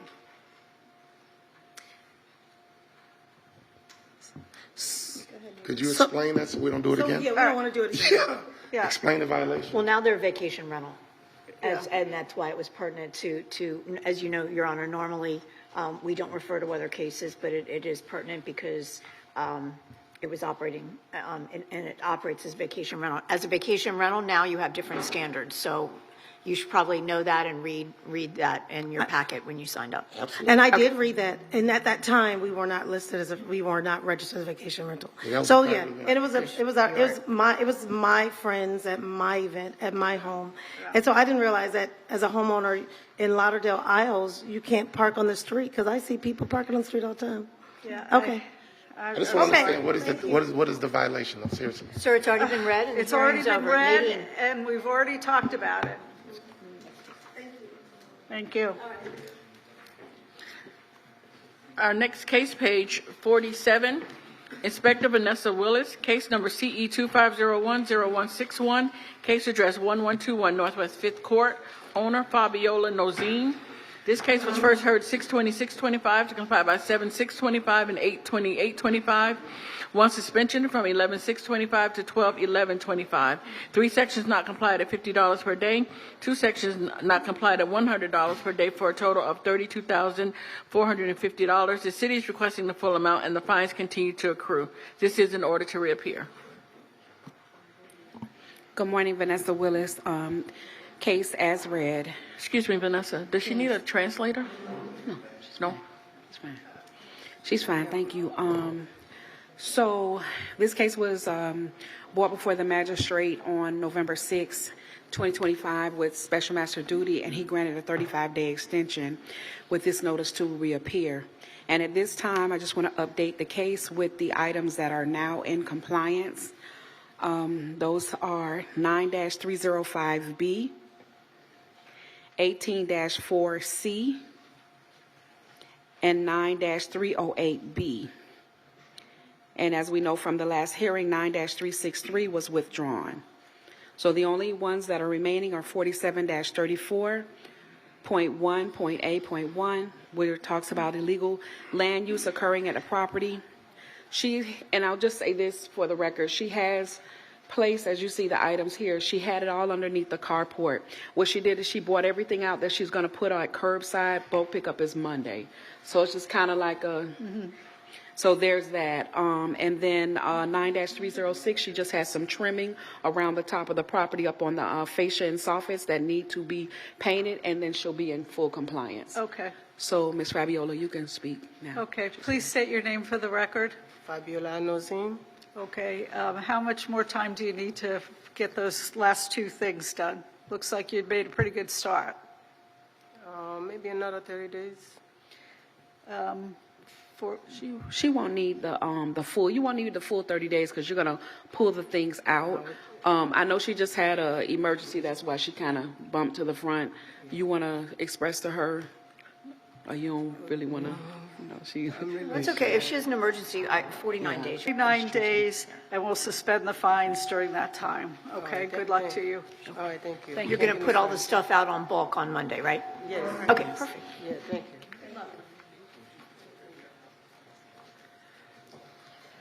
Our next case, page 50, Inspector John Claude Noel, case number CE 25080195, case address 1017 Northeast 5th Street, owner 1017 Northeast 5th Street, LLC.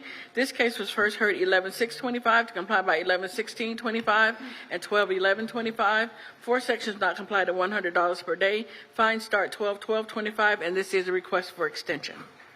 Good morning. Good morning.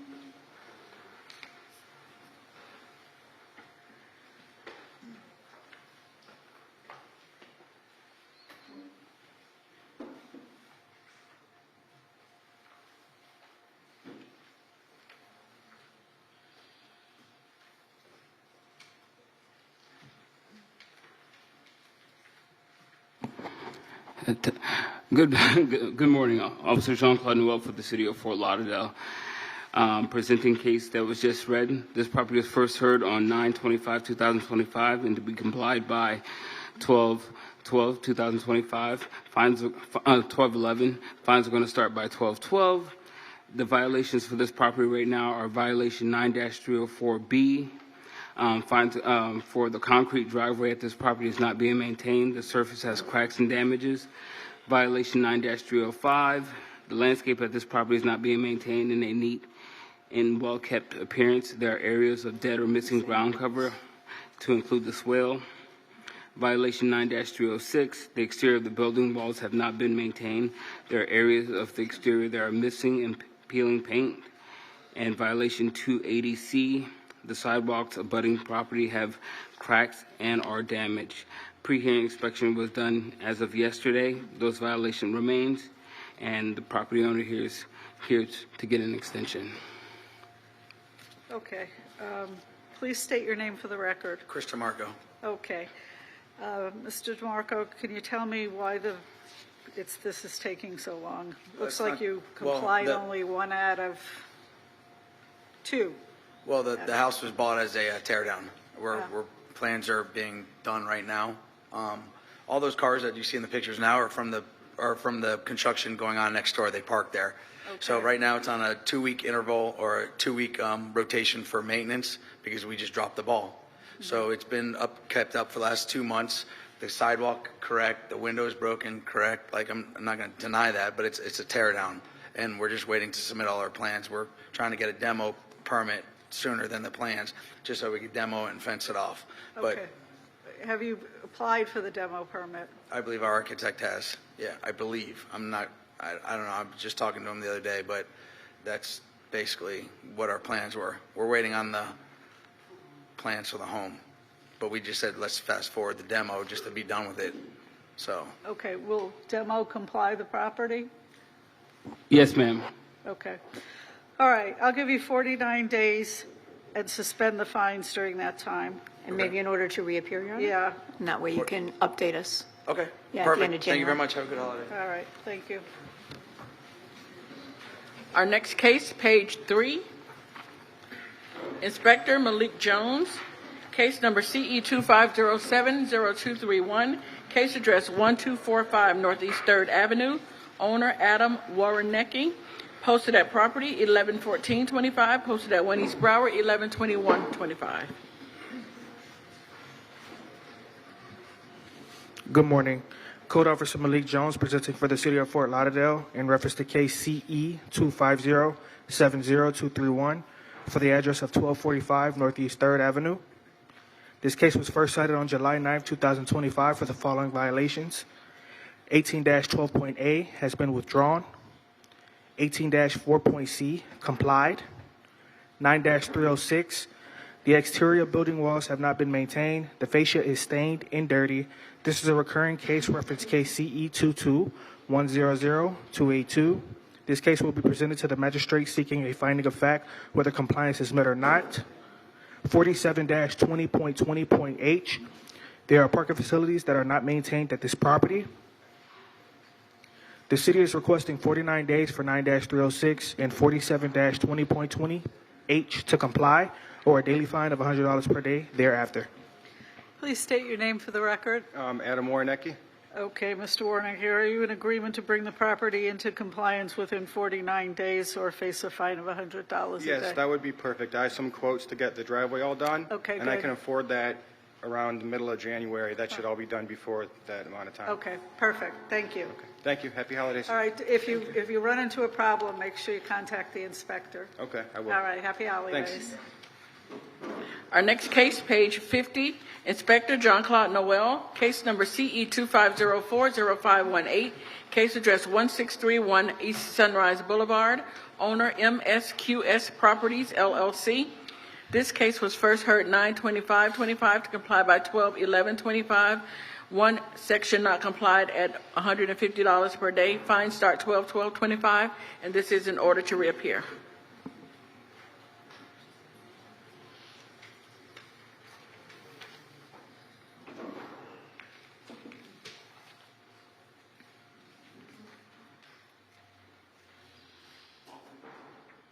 Officer Jean-Claude Noel for the City of Fort Lauderdale, presenting case that was just read.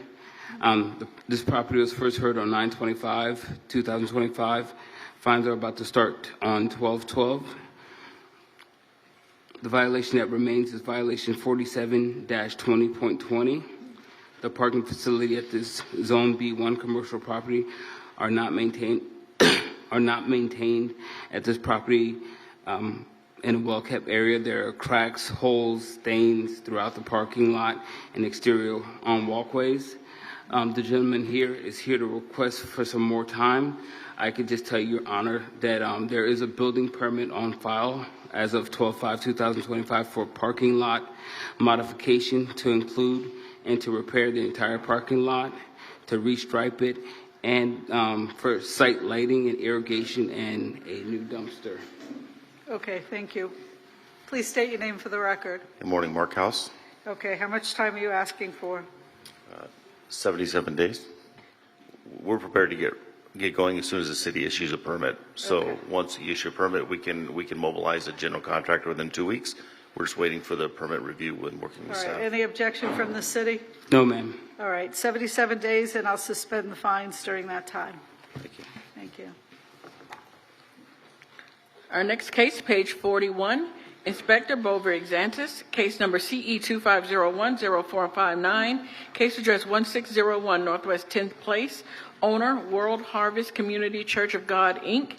This case was first heard 7/24/25 to comply by 8/28/25. One section complied at $50 per day, $700 accrued. The city is requesting no fines.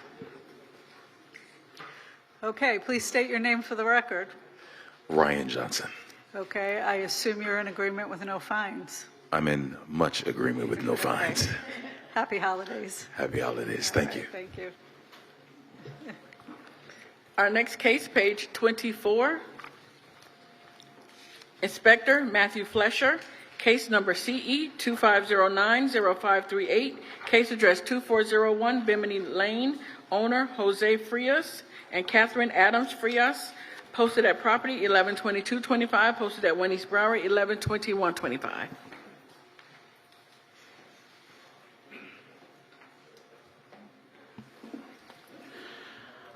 This is Matthew Flesher for the City of Fort Lauderdale Code Compliance, presenting case number CE 25090538 for the property Bimini Lane. This case was first cited on September 21, 2025 for the following violation. 9-305A is complied. There is growth of landscape material encroaching upon the public right-of-way. The blinking light of the school zone sign on Riverland Road is obstructed by a tree on the swale. This is a recurring violation. Refer to case number CE 23090-810. This case will be presented to the special magistrate seeking a finding of fact whether or not the violation complies prior to the hearing date. All violations were complied as of October 5, 2025. The city is seeking a finding of fact for violation 9-305A. Please state your name for the record. Good morning, Jose Frias. Okay, your property is now in compliance, as you heard. However, because this is a recurring violation, I've been asked to order a finding of fact, which means that I won't fine you today, but if it happens again, you will be fined. So. Understood. I've already put it on the radar for my Perfect. landscaper to maintain it and take care of it. Perfect. Thank you very much. Great. Thank you. Thank you. Our next case, page 27, Inspector Matthew Flesher, case number CE 25090027, case address 1790 Southwest 28th Terrace, owner Ricky Lee Alexander, posted at property 11/25/25, posted at 1 East Broward 11/21/25. This is Matthew Flesher for the City of Fort Lauderdale Code Compliance, presenting case number CE 25090027 for the property located at 1790 Southwest 28th Terrace. This case was first cited on September 5, 2025 for the following violations. 9-305A, there is growth of landscape material along with an accumulation of leaves encroaching upon the public right-of-way in the waterway. 9-306 is complied. The exterior building walls have not been maintained. There are areas of the exterior that have stains and missing paint. This is a recurring violation. Refer to case number CE 21050-285. This violation will be presented to the special magistrate as a finding of fact whether or not it complies prior to the scheduled hearing date. 9-305B is complied. The landscape at this property is not being maintained in a neat and well-kept appearance. There are areas of dead and missing ground cover, including the swale. This is a recurring violation. Refer to case number CE 210500285. This violation will be presented to the special magistrate as a finding of fact, whether or not it complies prior to the scheduled hearing date. 9-278E is complied. 9-304B is complied. 9-313A is complied. A pre-hearing inspection was conducted on December 9, and the following violation remained. 9-305A. The city is seeking a finding of fact for violations 9-306 and 9-305B, and a compliance deadline of 15 days for violation 9-305A, or a fine of $50 per day to run thereafter. Okay, please state your name for the record. Ricky Alexander. All right, looks like you made a pretty good start on the violations. There's only one left. Are you in agreement to bring the landscape material into compliance within the next 15 days? Of course. Is that, just out of curiosity, is it the tree in the canal? Yes, the tree in the canal. I got pictures of it right now that I cut it up. It's all done. So I would need to schedule a time with you, like I gave you a phone call after you called me, to be able to see it in the back so that I can take pictures on my own. But that's it. I can meet with you in the back right here right after this. Please, thank you. Yes. Okay, and with regard to 9-306 and 9-305B, I'm entering a finding of fact that the violation exists, which means no fine today, but if it happens again, you will be fined. Okay? Absolutely. All right. Thank you very much. Our next case, page 35, Inspector Bernstein Seinberg, case number CE 2506-0726, case address 301 Southwest 21st Street, owner Matt J. Baker. This case was first heard 9/25/25 to comply by 11/6/25. One section not complied at $100 per day, $3,500 accrued. The city is requesting the full amount, and the fines continue to accrue. Good morning, Bernstein Sandberg, City of Fort Lauderdale, Senior Code Inspector, presenting case CE 25060726 for a property located at 301 Southwest 21st Street, 47-19.1.d complied, 47-19.2.HH.II. There is a shipping container in the rear of this RM15 zone property being used for personal good or living space without a permit. A permit is required prior to placement of the PSU or on the property in conformance with the requirement of the regulation. The permit shall be posted in a conspicuous location at the site for the entire time the PSU is on property. 9-280H1 complied. Notice of hearing posted on property November 20, 2025. Pre-hearing inspection revealed the violation remains. On November 6, 2025, 4 permits were submitted to the city. Building GEN 25110136 is a structural permit for a new construction permit to legalize a container for added living space, which is currently in review. There is also a mechanical permit, MEC GEN 25110043, which is awaiting client replies, which is also for the container.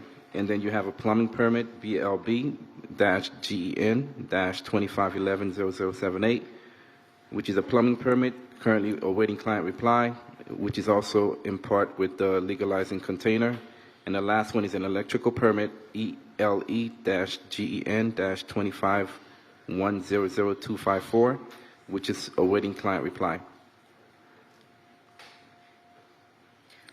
Okay. Please state your name for the record. Matt Baker. Okay. I understand you have permits. How much more time do you think you need to complete the job? Well, firstly, I know I'm accruing fines, which... The fines are accruing, but they haven't been imposed. I hear you, ma'am. But the thing is, if they're still accruing, at some stage I might be able to get them reduced, Right. but they're still fines that I may have to pay. Prior to all of this, I called Inspector Preston Mark and invited him to the home, and he gave me a violation for the exact same thing. So I had 2 violations, the one from Inspector Preston Mark, BE 25070131, which was meant to be on November the 13th, and then I would have at least explained that I am, going through the process of legalizing it. It may not have been done the right way because it's after the fact, but I'm planning to, and I'm being transparent. And I never got that opportunity because I had 2 violations for the same thing, which created confusion, and I never was able to state my case. So I would like those fines voided so that I can now, I feel like I'm entitled to that first interview. My policy is that I don't address accrued fines until the property is completely in compliance. I hear you. Because I need to know that you're going to be diligent going forward. So at this point, these fines that have accrued have not been imposed yet. So you will have an opportunity to address those fines. What I need to know from you right now is how much time do you think you need to complete the job? Okay, I hear you, but why am I not entitled to that first meeting? Because this is my first meeting regarding this. Special Magistrate, just for the record, the building case that he's referring to is for work without a permit. This case is specifically for the placement of the container on the property without having a permit to place it there. So the building case is for work without a permit. This is just because he has this on the property. Okay, so you understand those are 2 separate violations. I hear you, but I never came to the initial violation on the 25th of September because I was told to come to the 13th of November. Yeah, but that So it creates confusion. is a building violation, and that's not what we're doing today. Building Okay, ma'am. violations. I understand. It's another department that you've been violating. I understand that. I just still feel like I wasn't. Okay, do you want to answer me, or do you want me just to tell you? I would like an extension, ma'am. Please. I am still in the process of, I just got the information from the city and corrections and so on. I'm speaking to my architect. I'm speaking to my GC. Okay, city have any objection to 77 days? No. Okay, so I'm going to give you 77 days, and I'm going to suspend the fines during that time so they won't continue to accrue on this violation. But you'll have to address with the building department the other violation. That was closed. That was closed when I spoke to Mr. Preston okay. Mark because of he said because this violation's open. So Okay. Sir, your building case is still open. that's for different. Okay. That's for- You have one open with the building I department. understand. Okay. Just wanna All make sure. right. Good luck to you. Thank you, ma'am. Thank you. You're welcome. Our next case, page 36, Inspector Bernstein Sainberg, case number CE 24100694, case address Southwest 19th Street, owner SHML LMC LLC. This case was first heard 7/24/25 to comply by 8/28/25. One suspension from 9/9/25 to 11/19/25. One section complied to $100 per day for a total of $1,200. The city is requesting no fines. Okay, please state your name for the record. Good morning. My name is Janik Sorolonga. Okay, assume you're in agreement with no fines? Yes. Okay, so ordered. Thank you. Thank you. Our next case, page 25, Inspector Matthew Flesher, case number CE 25070206, case address 3441 Southwest 16th Court, owner Norma Maria Diaz, posted at property 11/25/25, posted at Wendy's Broward 11/21/25.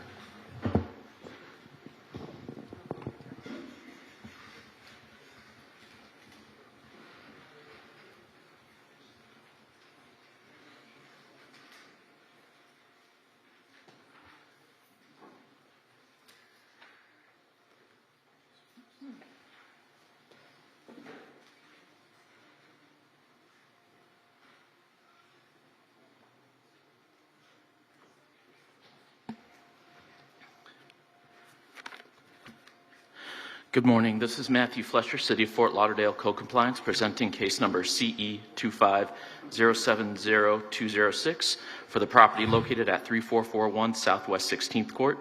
This case was first cited on July 8, 2025 for the following violations. 9-304B, there are vehicles parked on the grass lawn area. The asphalt driveway is in disrepair. There are cracks throughout. 9-308B is complied. 9-305B, the landscape at this property is not being maintained in a neat and well-kept appearance. There are areas of dead and missing ground cover. 18-1 is complied. 47-39.A.1.B, 6B is complied. 18-4C is complied. 9-306 is complied. A pre-hearing inspection was conducted on December 7, and the following violations remained: 9-304B and 9-305B. The city is seeking a compliance deadline of 49 days or a daily fine of $50 per day per violation to run thereafter. Please state your name for the record. It's actually Arlene Nunez. Norma Diaz is my mother. We're both owners of the property. Okay. Are you in agreement to bring it looks like you made a good start, but are you in agreement to bringing the rest of the violations into compliance within the next 49 days? Of course, ma'am. And again, I appreciate Matthew and Ms. Brown here. They've been really great giving me extensions. The property, I had a fire the 4th of July. That's why the tarp was up there. The roof, everything was done right away. The two violations that were left was the roof, which they just completed it this week, and the permits for the driveway where the grass area, because that's what I'm doing. I'm doing a driveway where that grass area and all the cars were parked. So it's just the 45 days will be more than enough. They should be starting within next week or so. Okay, perfect. 49 days then. Happy Perfect. holidays. Thank you so much. Thank you. Our next case, page 26, Inspector Matthew Flesher, case number CE 25080590, case address 2255 Southwest 33rd Avenue, owner Ricardo Gonzalez, posted at property 112225, posted at 1 East Broward 112125. This is Matthew Flesher for the City of Fort Lauderdale Co-Compliance, presenting case number CE 25080590 for the property located at 2255 Southwest 33 Avenue. This case was first cited on August 22, 2025 for the following violations.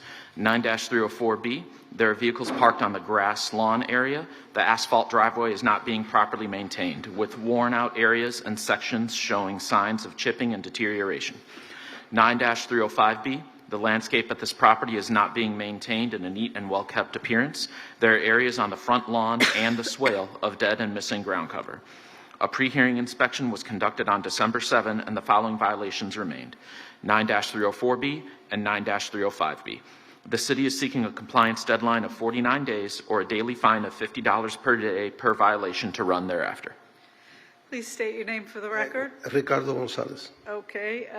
Mr. Gonzalez, are you in agreement to bring the property into compliance within the next 49 days or face a fine of $50 a day? The point is, I buy this home last year. I have the picture here, so it's the same condition. Yeah, but you take subject to, yeah. Let me explain what happened. It's the same condition that I was. The point is, I go to the city, I make payment for new driveway. I have maybe 6 months in the process. Each time I go to the city, it's on the process. It's on the process. I have all paperwork here. Okay. So I think so in 49 days, I don't have time. Because now I have violation. I go to the city and you need to go to general contractor. I have the general contractor agreement here. Or he told me take maybe 90 days. Okay. So I don't have control about the time. So I need one extension for maybe 90 days, All right. I have the paper here for the general contractor, license. All right. I'll give you 105 days or $50 a day thereafter, okay? Yes. All right. I agree with the time. Pardon me? So you told me 105 days. No, it's okay. It's okay. This time, I think so. The time is perfect. Okay. Thank you so much. All right. Thank you. All right. Yeah. Yeah, because he's not going to do the landscape until the driveways. Our next case, page 53, Inspector Mohammed Dayam, case number CE 25050732, case address 2511 Southwest 2nd Avenue, owner Fig Tree on 2nd LLC. This case was first heard 8/28/25 to comply by 11/19/25. One section not complied of $150 per day, $3,300 accrued, and the fines continue to accrue. This is a request for extension. Good morning, this is Mohammed Dam, City of Fort Lauderdale, Code Compliance Officer, presenting case and address as read. The case was lost was last heard on August 28, 2025 by Special Magistrate Flynn.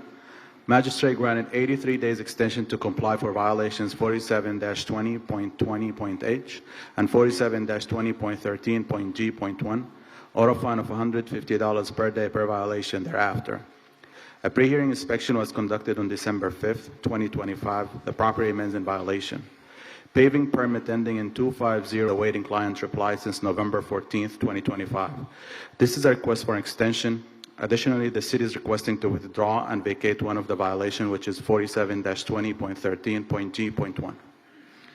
Okay, I have that as a vacate order. So, okay, I'll vacate that order. All right, please state your name for the record. David Husky. Okay, and how much time are you asking for an extension? I'm at the mercy of the planning zone. They keep asking questions, and I give them the answer, and then they kind of going back and forth. But as much as you can, I'd appreciate it. All right. 100. How much time do you, hi sir, Supervisor Brown, City of Fort Lauderdale, what do you think would be sufficient time to comply with the violation? I guess 77 days. All right, Okay. 77 days, Okay. and I'll suspend the fines during that time. If you run into a problem, make sure you contact the inspector. Yes, we're All right, great. Thank you. Thank you.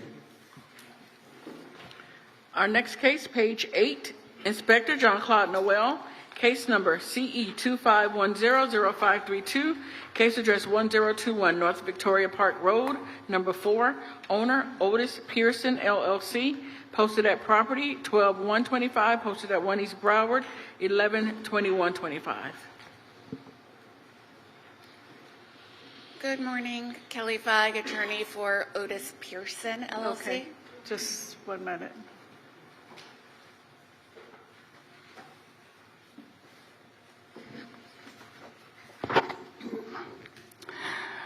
Inspector Jean-Claude Noel for the City of Fort Lauderdale, presenting case that was just read. This property was first inspected on 10/18/2025 for the following violations. Violation 9-363, complied. Violation 9-306, the exterior building walls have not been maintained. The fascia is dirty and discolored. Violation 18-1, there is trash, rubbish, debris throughout the property, and other miscellaneous items to include but not limited to hangers, styrofoam that is creating a public nuisance, and it's being maintained in such a manner that the property is or may reasonably become infested or inhabited by rodents and vermin on wild animals, and may furnish a breeding place for mosquitoes or threaten the endanger the public health, safety, or welfare, and may adversely affect and impair the economic welfare of the adjacent properties. This is a reoccurring violation. See previous case number CE 24060-435. Violation 4734.1.A.1. There's illegal land use occurring at this RM-M25 property. There are items being stored outside, such as, but not limited to, containers and other miscellaneous items. Violation 47-20.20H. There are parking facilities that are not maintained at this, being maintained at this property. The asphalt surface has stains, dirt, and oil. The wheel stops are faded, and the markings and stripe fadings are missing. A pre-hearing inspection was conducted on December 10, 2025, and the property remains in violation. The city is requesting 15 days to comply with violation 18-1 and 47.34.1.A for a fine of $100 per day thereafter. The city is requesting 49 days to comply with violation 9-306 and violation 47-20-20H, and or a fine of $150 per day thereafter. Hi, Kelly Feig on behalf of Otis Pearson LLC. I was just retained on the case a couple of days ago. The property owner, I believe, is out of state. I'm asking for 105 days to rectify everything. I know that to redo the parking lot's going to require a permit. Obviously, some of the violations, like the trash, don't necessarily need to take 105 days. And when those are complied with, I can call Officer Noel to come back out and inspect as they're getting done. But I spoke to the owner of the building while these proceedings were going on. He's very serious and concerned and has me here to let him know exactly what needs to be done to be in compliance. Okay. She doesn't need a permit to clean the walls in 306. Is that going to require a permit? That's correct, Your Honor. I believe that 18-1 and 47, they can comply. They can take care of that in 15 days. Yes. And the fascia and soffit, that's something that can be washed off and cleaned off. It doesn't need, the only thing they may need time for is that parking.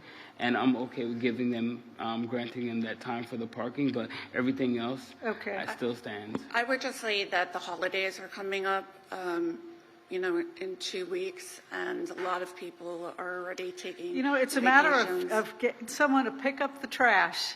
I get it. You can pick up the trash on a holiday, you can pick up the trash any day. I don't get holidays, so I get it. Yeah.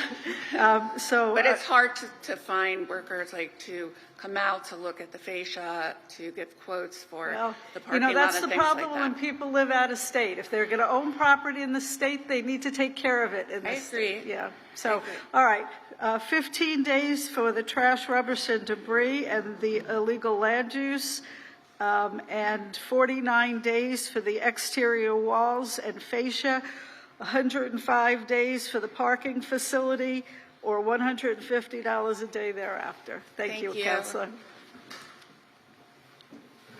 I don't get any paperwork or anything. You'll get an order in the mail. Our next case, page 14, Inspector Edward Eason, case number 183, case address 1721 Southwest 5th Street, owner Robert Malcolm Rogers, posted at property 11/18/25, posted at 1 East Broward 11/21/25.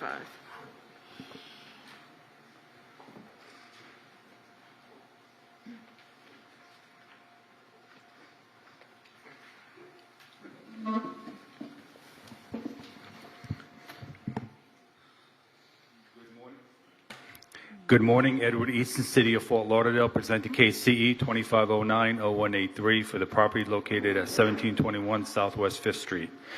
The property was inspected on 9/8/25, and the following violations were observed. Violation 18-1, there is a sunken vessel that has spilled fuel or other chemicals into the waterway docked at the residential property, creating a public nuisance. It is being maintained in such a manner that the property is or may reasonably threaten or endanger the public health, safety, welfare, and may adversely affect and impair the economic welfare of adjacent properties. Due to the irreparable and irreversible condition of the violation, the case is being presented before the magistrate for an imposition of fines up to the sum up to $15,000. Additionally, there is under carport storage which has been removed. Violation 18-4C is complied. Violation 9-304B is complied. Violation 9-306 is complied. Violation 9-305 is complied. The notice of hearing was posted to the property on 11/18/25. As of today's date, all violations have been complied, and the city is only requesting a fine to be imposed for violation 18-1. Does the city have a recommendation? Magistrate, we'll leave that up to you. Okay. But we do have the code officer that was there at the time of when the vessel sunk, and he observed everything, so he can testify as well All right. if needed. I'll take his testimony now. Good morning. This is Matthew Flesher for the City of Fort Lauderdale. So I arrived on property, and the police officer who contacted us was there to let me into the backyard. When I went into the backyard, I did witness the boat had sunken, and I could smell the gas and see the sheen of gas in the water. Okay. All right, please state your name for the record. Malcolm Rogers. Okay, Mr. Rogers, what do you want to tell me in mitigation of the fines? I actually don't live at the home. This was my father's home. He passed away at the end of April. And so I believe the situation with this particular boat was that he had some arrangement with somebody for the dock space that was paying for it. After he passed, we didn't really have any of that contact information, any of that stuff. So I do remember, I think it was a big rainstorm, something along those lines. My sister called me up. She said, "Oh my God, the boat in the back is flooding." And so I honestly don't even know whose boat it is. We don't have any of the contact information for the guy that was doing it. And so the boat was removed. I'm honestly not even sure what may have happened. I think my sister may have taken care of that. And so, you know, it is an unfortunate situation, but we tried to do our best to fix it. Okay. All right. Anything else? No. Okay. All right. I will impose a fine of $1,000. Thank you.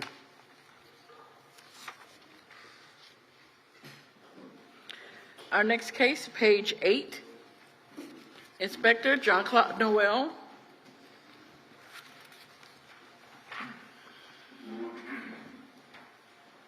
We heard that one. We're going to page 42. Inspector Gustavo Caracas, case number CE 24120189, case address 1500 Southeast 12th Street, 2A. Owner Marty C. Douglas C. Marty. This case was first heard 3/27/25 to comply by 7/24/25. One suspension from 7/24/25 to 11/19/25. One section not complied at $100 per day. $2,100 accrued. The city is requesting the full amount, and the fines continue to occur. Good morning, Special Magistrate Gus Caracas for the City of Fort Lauderdale. Case and address as read. This case first came before Special Magistrate on March 27, 2025, where the evidence was presented and Magistrate found for the city. The violation was first cited on December 13th of 2024 by Senior Inspector Garcia. So far, a total of 15 re-inspections have been made to the property. There were conversations by phone and in person with the property owner, and during these conversations, the status of the violations and corrective actions were discussed. I'm happy to say that the case, it is in compliance. The property owner did allow me to go into the property, and I observed compliance on December 8th. We have the property representative, the owner's representative here with us today. Okay, please state your name. Good morning, it's Stephanie Mayorga with Stephanie Toothaker's office on behalf of the property owner. We would appreciate a reduction in the fines if possible. It did take us a little bit of time to come into compliance because we were seeking a waiver of limitations for the boat lift. We were scheduled for Marine Advisory Board. It was deferred a couple of times. It was canceled, but the property owner did ultimately come to an agreement with the neighborhood, with the HOA association. So now the boat lift is removed and we're complied. Okay. All right. It is the position of the city that the fines be imposed as read. We would like to point out that the administrative costs have been incurred by the city of total $1,022. Okay. All right. I'll reduce the fines to $1,600. We would appreciate that. Thank you so much. Thank you, ma'am.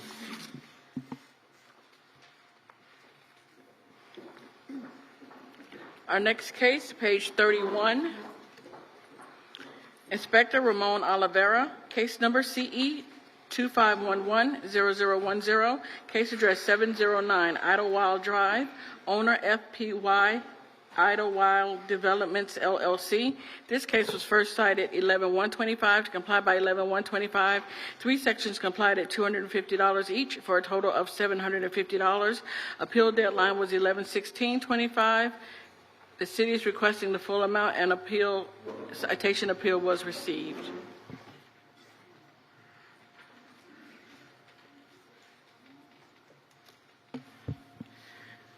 Good morning. Ramon Oliveira, Code Officer for the City of Fort Lauderdale, presenting case CE 25110010 for the property located at 709 Idlewild Drive. The property was inspected on November 1st, 2025, and the following violations were observed. 17-7.1.A, there is amplified sound coming from this residential property that is plainly audible from 50 feet away from the recorded property line before 10 p.m. 15-2781E, there is a Chapter 15, Article X, vacation rental standards parking violation occurring at this property. 15-278.2B, there are more guests at this vacation rental than are allowed. The maximum occupancy is 1.5 times the maximum number of occupants, 2 per bedroom, and in no event shall a gathering exceed 20 people. The city is requesting full imposition of fines. At this time, the responsible party is here for an appeal.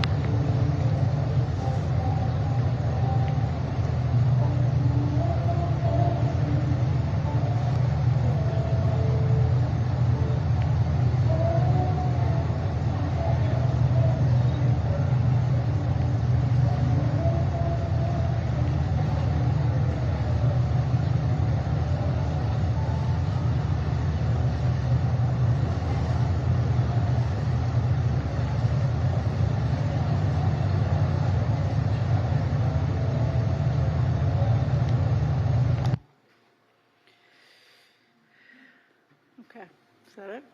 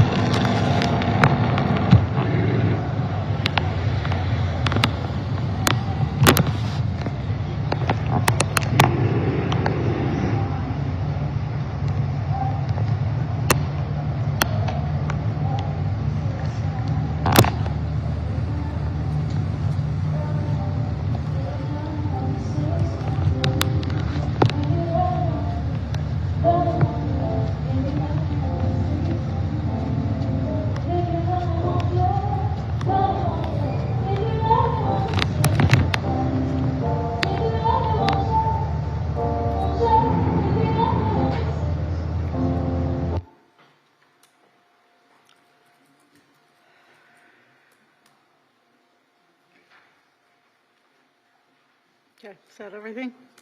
Okay, please state your name for the record. Okay, you need to turn your mic on. Okay, state your name again for the record. Natalie Cohen, I'm the property manager of 709 Idlewild. Okay, and what do you want to tell me in support of this appeal? So first, one thing, when I came here, I couldn't help but notice the sign outside the courtroom where you highlighted how much the Fort Lauderdale International Boat Show brings to the city.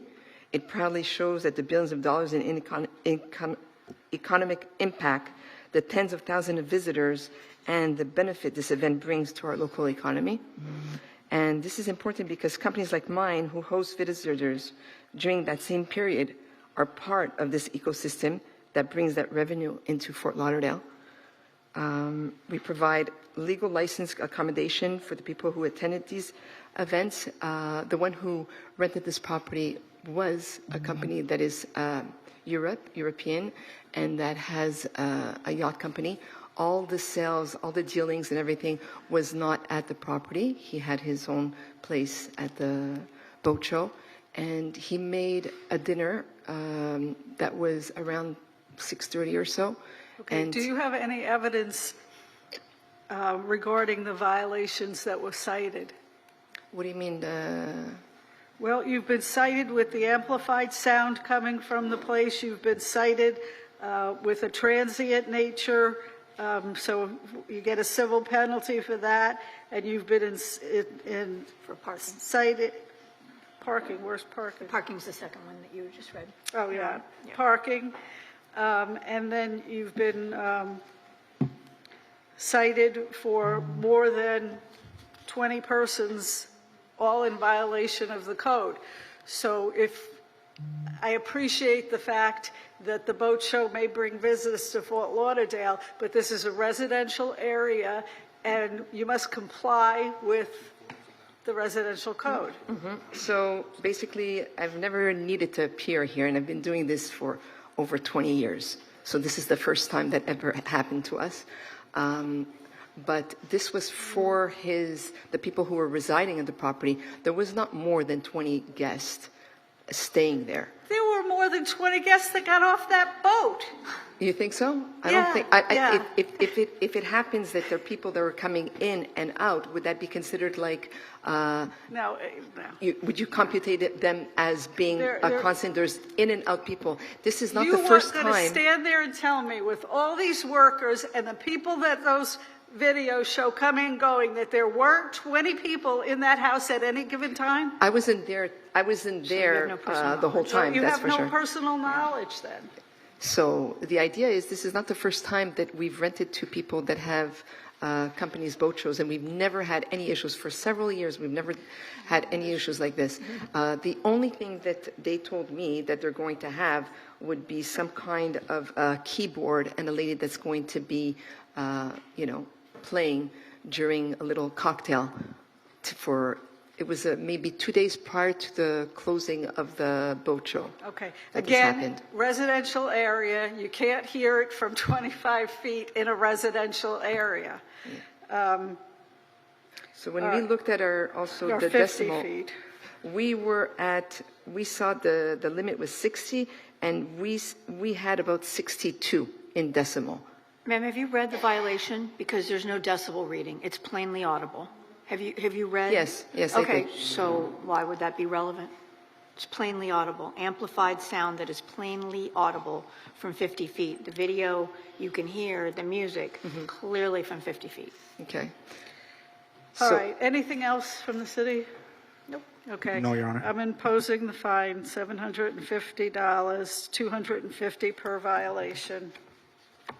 Thank you. Thank you, Your Honor. Thank you.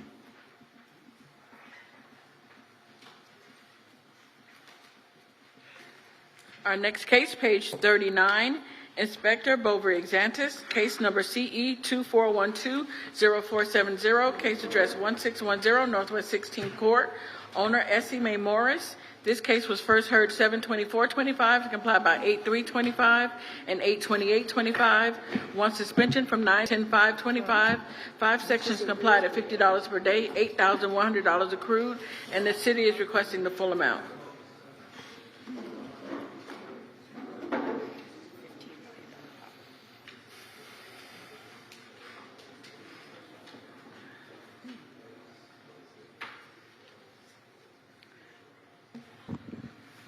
Good morning, Your Magistrate. Officer Exensis on behalf of City of Fort Lauderdale, Community Enhancement.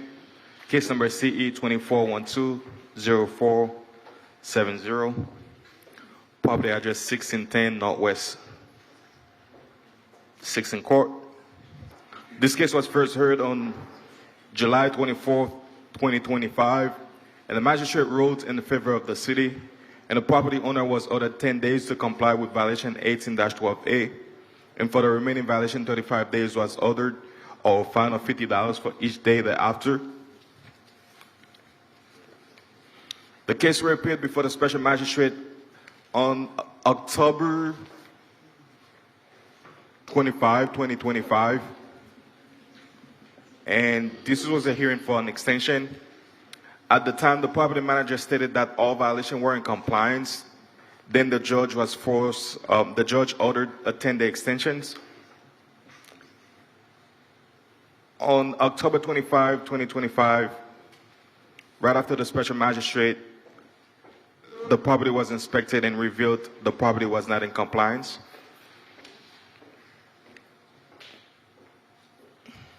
Your Honor,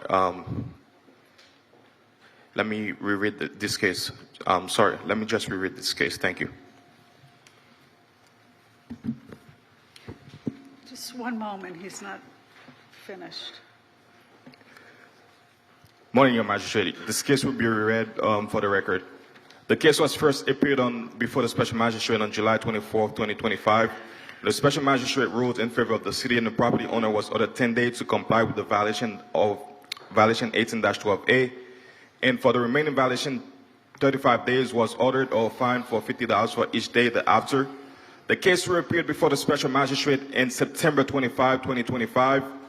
At the special magistrate on September 25, 2025, the property owner stated that all violations were in compliance.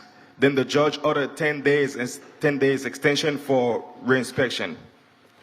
On the same day of the special magistrate in September 2025, I went in and re-inspected the property right after the special magistrate, and the property appears to be not in compliance. On October 3rd, 2025, property was re-inspected and found out the property was out of compliance. On October the 6th, the property was re-inspected and by Senior Inspector Pat Gavin, and revealed the property was also out of compliance. On October the 11th, the property was re-inspected and was still out of compliance. On October the 16th, the property was re-inspected and the property was out of compliance. The property finally came to compliance on October 23rd, 2025. At this time, the property is in compliance. The city is requesting all fines to be imposed. Okay, please state your name for the record. Good morning, Special Magistrate. My name is Antonio Lopez, and I'm here on the case for 1610 Northwest 16th Court. Before anything, I want to thank you guys for being here, and thanks to the inspector for going multiple times to the property to make sure that it was in compliance. So the violations began before we owned the property, but we started fixing them anyways, even before we were owners of the property. According Why to the was I led to believe that the property was in compliance when it wasn't? The details of the property, when we started, for example, like one of the issues was broken windows, and we had repaired all the windows, but one of the pieces of the, like my guys, I guess they left the board on the window. So, but it was fixed, so then we took off the board. Another issue was, and we fixed it as soon as we cleared it up. I thought that the sod had to be on our property instead of outside of the fence in front, right in front of the street.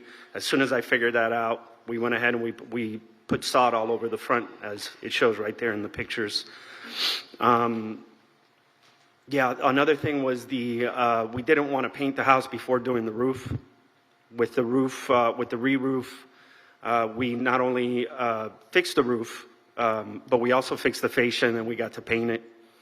So it was really more of about logistical errors on my part. I can take responsibility for that. I know I inherited the violations with the property, which I fully accept. And my intention the entire time was to fix these issues as soon as possible. So every time we made we thought we made progress, we would contact the inspector to make sure to go out there and let us know. So what are you asking from me? I'm asking for all the fines and everything to be removed, all the costs, please. Okay. What are the costs in this case? Your Honor, administrative costs will be $985. Okay. Anything else from the city? No, Your Honor. I just wanted to add, we started fixing the property even before we owned it. The previous owner, unfortunately, she was an elderly woman. I don't even know that she knew anything was going on, to be honest with you. So, Yeah, but you know, the problem is that since you've owned it, you come here and tell me it's in compliance when it's not. That doesn't set too well with me, you know. yeah, I apologize. I genuinely, honestly thought it was in compliance. Don't want to waste your guys' time or the inspector or anybody else's time in here for that matter. All right, I'm going to reduce the fine to $1,500. Thank you, Your Honor. You're welcome. Can we negotiate that? Or no? No. Okay, I don't gotcha. negotiate. I'm just I'm asking, the you know. judge. Closed mouth, don't get fed. So, thank you guys. You Merry want to take it Christmas. up with the city? That's up to them. Our next case, page 29, Inspector Evan Oakes, case number CE 251000276, case address 2406 Gulfstream Lane, owner LMGA Investment Group LLC, posted at property 111325, posted at 1 East Broward 112125. Good morning. Good morning.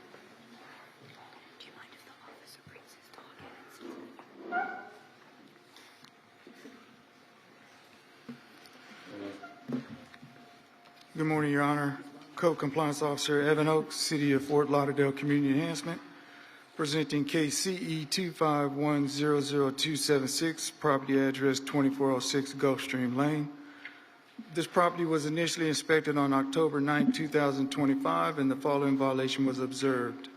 15-272A is complied. This property was being utilized as a vacation rental without the required certificate of compliance from the city. This is a recurring violation of CE 25070607, in which the property was found to be operating without the required certificate of compliance from the city under 15-272A. This violation was discovered on July 25, 2025, and was complied on July 31, 2025. Additional inspections were conducted, including a pre-hearing inspection on Friday, December 5, 2025. For the record, short-term rental booking information has been obtained from the Fort Lauderdale Police Department for a reservation that was made for November 28 to December 1, 2025, in which the police department had to respond to a complaint of noise and vehicles obstructing traffic due to a wedding party.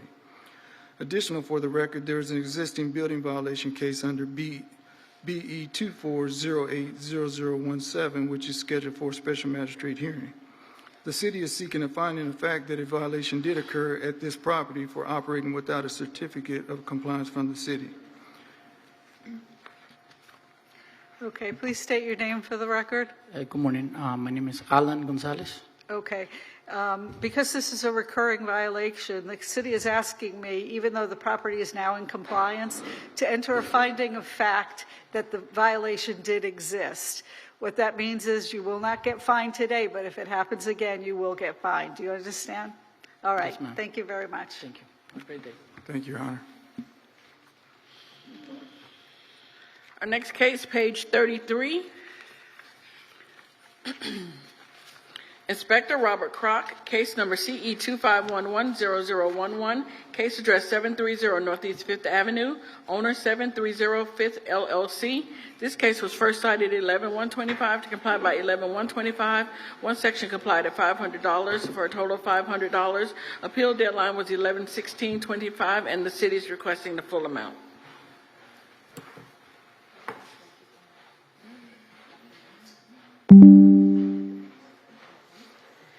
She did.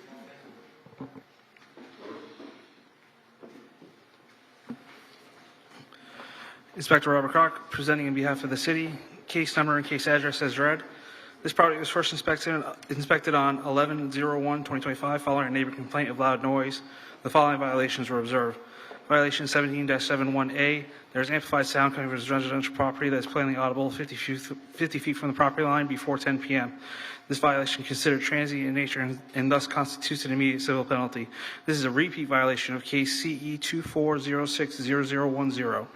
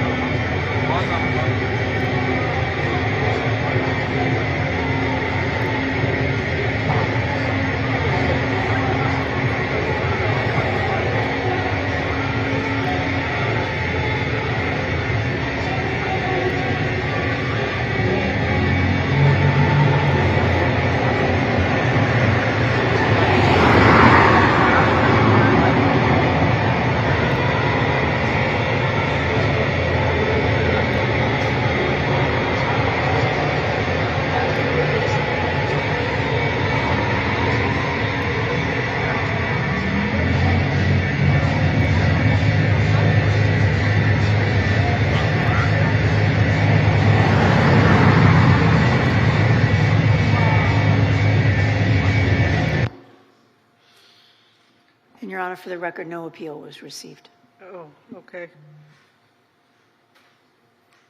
Please state your name for the record. Hello, everybody. How are you? Thank you for your time. I'm Fabio Franco.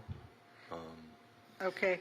And Did I- you file an yeah. appeal in this case? I did. I filed an appeal to the point that I received a letter saying that, it was set for hearing today. Okay, there's no record of an appeal. You have to ask. Yeah.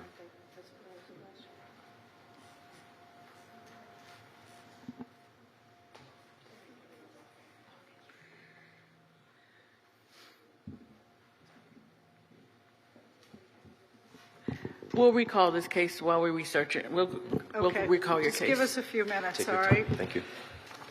Our next case, page 19. Inspector Rafael Santos, case number CE 25080700, case address 312 Southwest 16th Street, owner 312 Southwest 16th LLC, posted at property 11/12/25, posted at 1 East Broward 11/5.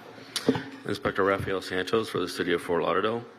Case and address is written to the record. I inspected this property August 26, 2025, and cited for the following violations. 18-12, parentheses A, is complied. 9-306, the structural parts, including fascia, is in disrepair. There are areas of the exterior that have stains and missing peeling paint. 9-280, parentheses H, parentheses 1, the wood fence and the chain link fence at this property are in disrepair and are not being maintained as required. This includes the fence in the front yard, side yard, and the rear yard by the alleyway.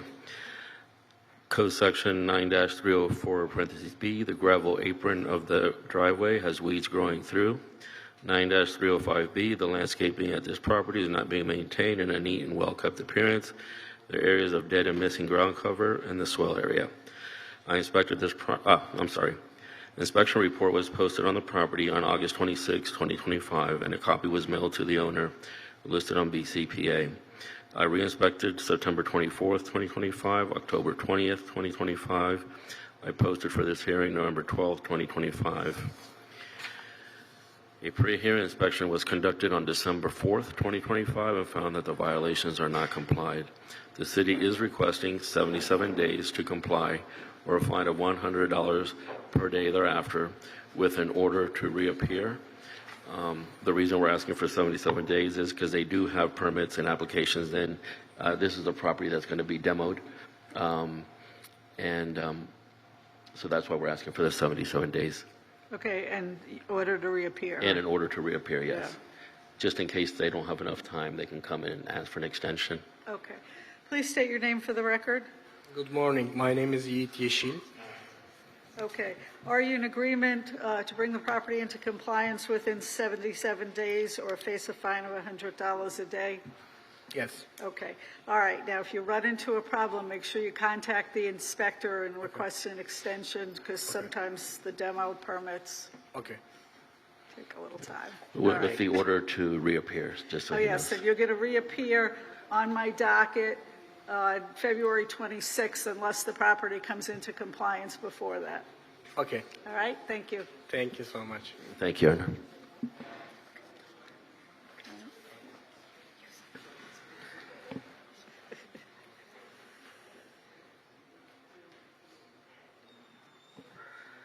Our next case, page 30, Inspector Robert Kroc, case number CE 25100371, case address 1708 Southwest 14th Street, owner Eduardo Jimenez.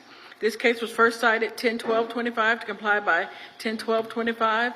One section complied at $500 for a total of $500. Appeal deadline was 10/27/25. The city is requesting the full amount and a citation appeal was received.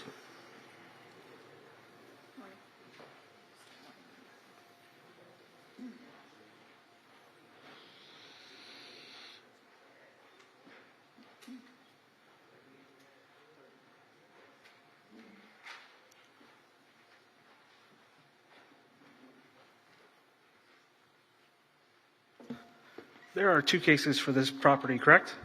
Yes.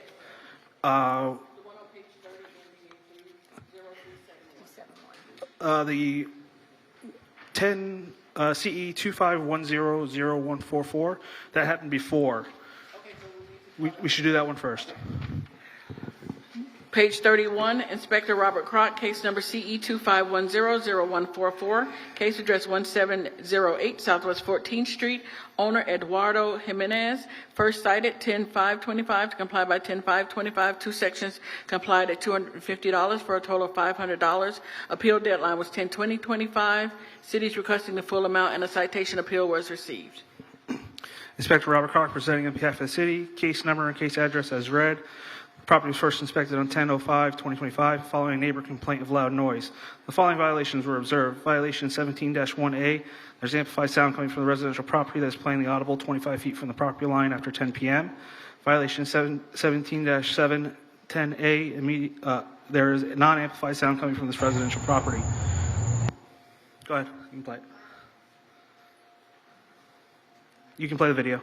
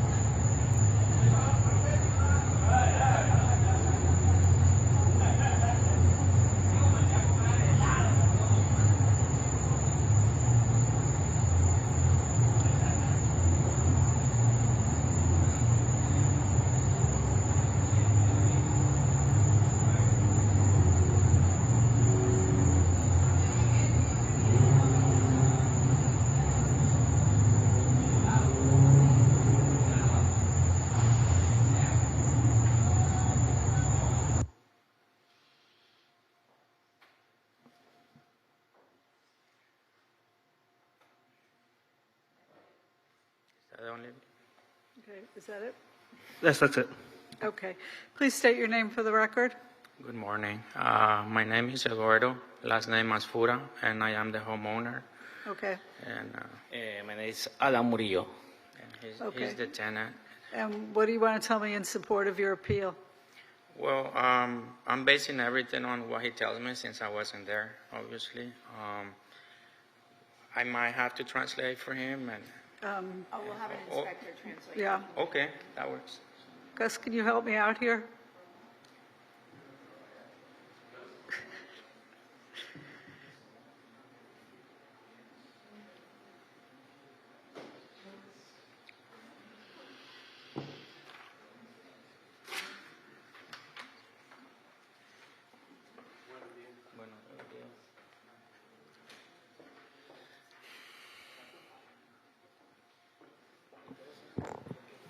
Gus? Gus? Yes. Do you swear or affirm to translate from English to Spanish and from Spanish to English? Yes, I do. Thank you. Let me ask them if they know. Ustedes saben por la razón por qué ustedes están aquí, ¿verdad? Yes. La situación de la bulla que hubo en un evento, ¿sí? Okay. I was just asking if they understand why the reason they're here today and the music, and they said yes. Okay, all right. Okay, what do they want to tell me in support of their Quieren decirle a appeal? la jueza en esta mañana. Yo siento que en realidad eso es como que ya una persecución que tiene contra mí. I feel that the city is actually persecuting me. Sí, porque en realidad si tú escuchas el video, If you listen to the video, there's basically no noise. Sí, solo estamos hablando nada más. We're only La música talking, estaba muy baja, and the music was actually low. y es temprano en realidad. It todo. basically was early, Solamente por eso. Sí. and that's why. Sí, la primera vez que vino el inspector. The first time that the inspector came to the house, Él entró a mi casa sin permiso. he went inside my house without permission. Sí, y yo le dije que tenía que salir.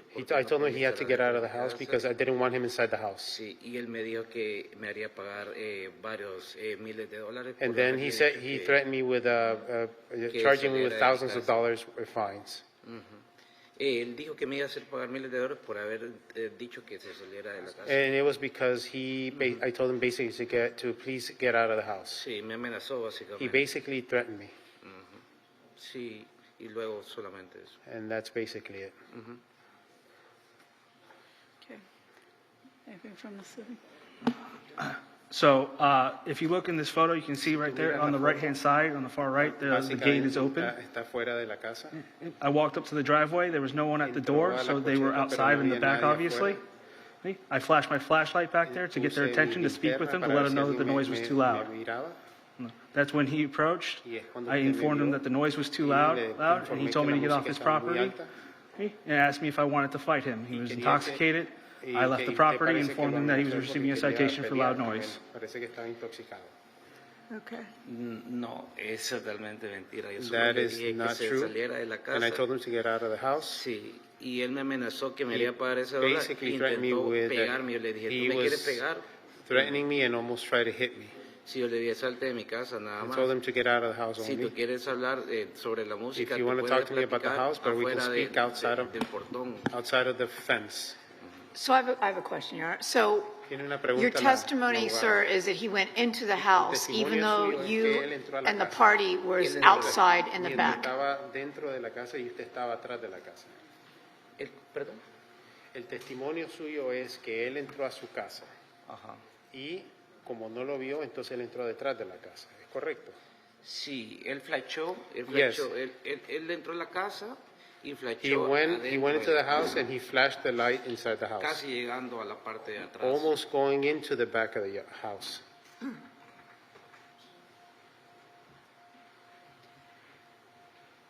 So what was the answer? He basically said that he went inside the house and flashed the light almost to the back of the house. I'm repeating verbatim what he's saying. Okay, all right. Based on the evidence of Basada en la the evidencia. tape Y en la música, el tape que tiene el video, that shows loud noise que hay música y from bulla muy 25 alta, feet, dentro de los I'm going to 25 impose pies, the fine. voy a imponer la multa. Magistrate, for both violations? Well, no, you got to do the second Para one now las dos because you have to hear the video. No, so there's Oh. 17-1 and 17-71, which is for the amplified, and 17-710, which is for the non-amplified. Both of those fines? Okay. Y por el- We saw la both. música huye sin Yeah, both identificación. tapes, right. Okay. All right, next one. No lo voy a poner. We have two cases, right? Right, the next one's going to be read. We're doing the next one now. We're doing the next one now. Next case, page 30, Inspector Robert Kroc, case number CE 25100371, case address 1708 Southwest 14th Street, owner Eduardo Jimenez. This case was first cited 10/12/25 to comply by 10/12/25. One section complied at $500 for a total of $500. Appeal deadline was 10/27/25. City's requesting the full amount and a citation appeal was received. Inspector Robert Kroc presenting on behalf of the city. Case number and case address as read. This property was first inspected on 10/12/2025 following a neighbor complaint of loud noise. The following violations were observed. Violation 17-710A. There is non-amplified sound coming from the residential property that is plainly audible 25 feet from the property line after 10 p.m. This is a recurring violation of case CE 25100144. In the video, you'll hear them speaking loudly again outside.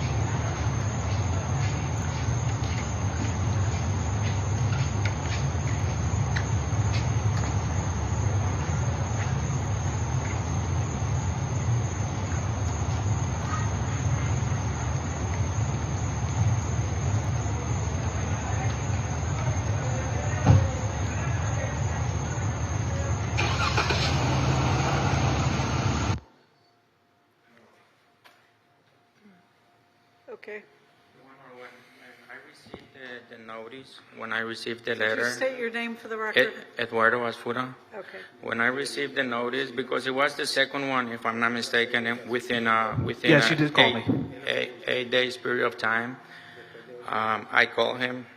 I mean, it's my first time here. I have no experience, and I don't want to be here in this position. Call him right away and ask him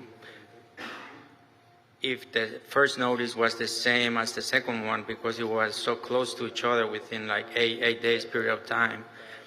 And his answer was that the second one was because was people talking in the back of the house in the yard. And if I'm not mistaken, I did ask you if it was very loud or no, and what time was that.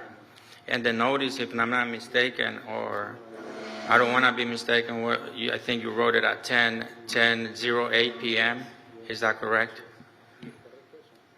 Yes, I believe so. Yeah, so what he told me the first time you guys met, and it wasn't very pleasant, that he was a little aggressive at the time. So the second one, I'm not questioning your job, and I appreciate what you do for the city, but I think it's a little too much, if he's just talking. I don't know. I wasn't there. I don't know how many people was there, but I would highly appreciate if you, I mean, the $500 fine, it's a little too much. And then, Well, remember, just so you're aware, as the inspector testified in both of the cases, it was responding to a neighbor complaint. So just so you know. Right. No, I understand that. Yeah. Okay, can I hear the tape one more time?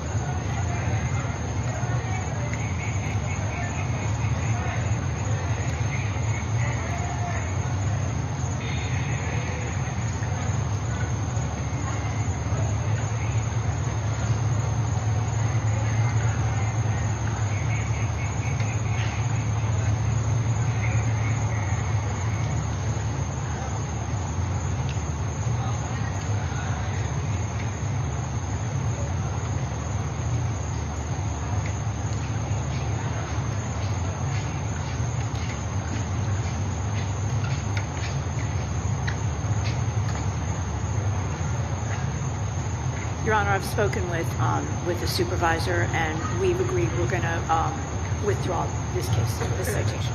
All right. This citation is going to be withdrawn. I appreciate very much. Okay. Appreciate Thank you very much. Thank you, Inspector. What about the prior one? Solo pregunté por uno. El anterior no fue quitada. It stands. The prior one he's asking, and it stands. La multa anterior queda. Pero esta la quita. Una pregunta. A question. I have a question, Miss. The inspector should be give me a warning first for the music. For example, when I visited for first time, he give me a warning, right? I think so. No, give me a fine for first time. Okay. All right. I've already ruled on the other case. That hearing is over. The second hearing was withdrawn, so you won one, you lost one. That's the way it goes. Thank you. Okay. Happy holidays. All right. Thank you. Recalling the case on page 33, Inspector Robert Kroc, case number CE 25110011, case address 730 Northeast 5th Avenue, owner 730 5th LLC. This case was first cited 11-125 to comply by 11-125. One section complied at $500 per day for a total of $500. Appeal deadline was 11/16/25, and a citation appeal was received. The city is requesting the full amount.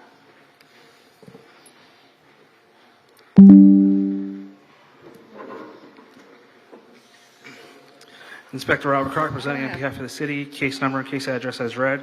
This property was first inspected on 11/01 following a neighbor complaint of loud noise. Following violations were observed. Violation 17-71A. There's amplified sound coming from this residential property that's plainly audible 50 feet from the property line before 10 p.m. Transient in nature and constitutes an immediate civil penalty. This is a repeat violation of case CE 2406-0010.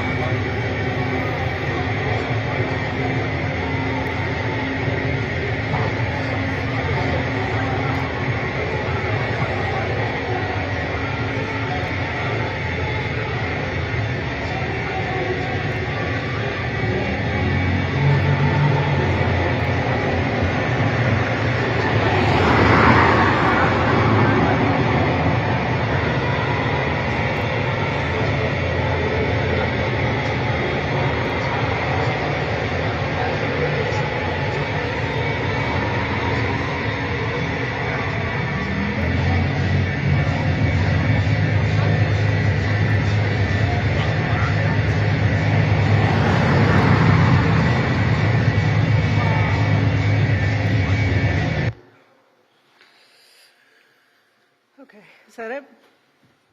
Yes, that's it. All right. Please state your name for the record. Yes, Your Honor. This is Fabio Franco. Thank you, everybody, for your time. Happy holidays. Okay. Appreciate you hearing me. All right. What do you want to tell me in support of your appeal?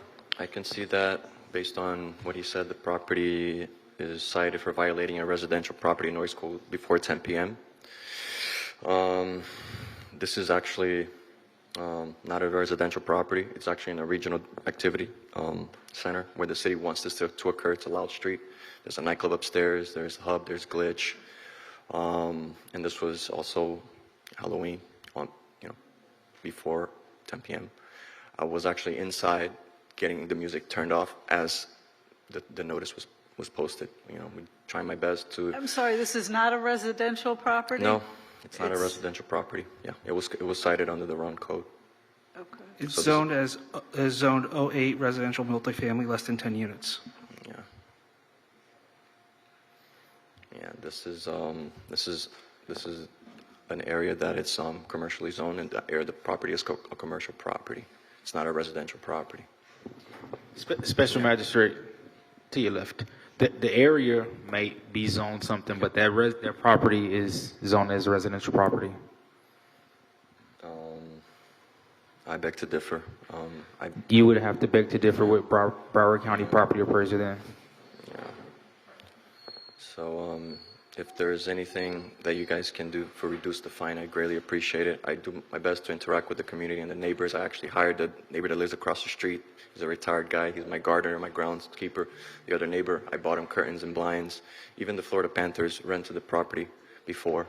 You know, I'm doing my best, and if you can reduce it, I greatly appreciate The it. problem is it's a repeat violation, so I mean, at some point I told you that if it happened again, you were going to get fined, and this is kind of automatic what happens. So I'm going to impose the fine of $500. Thank you for your time. Thank you.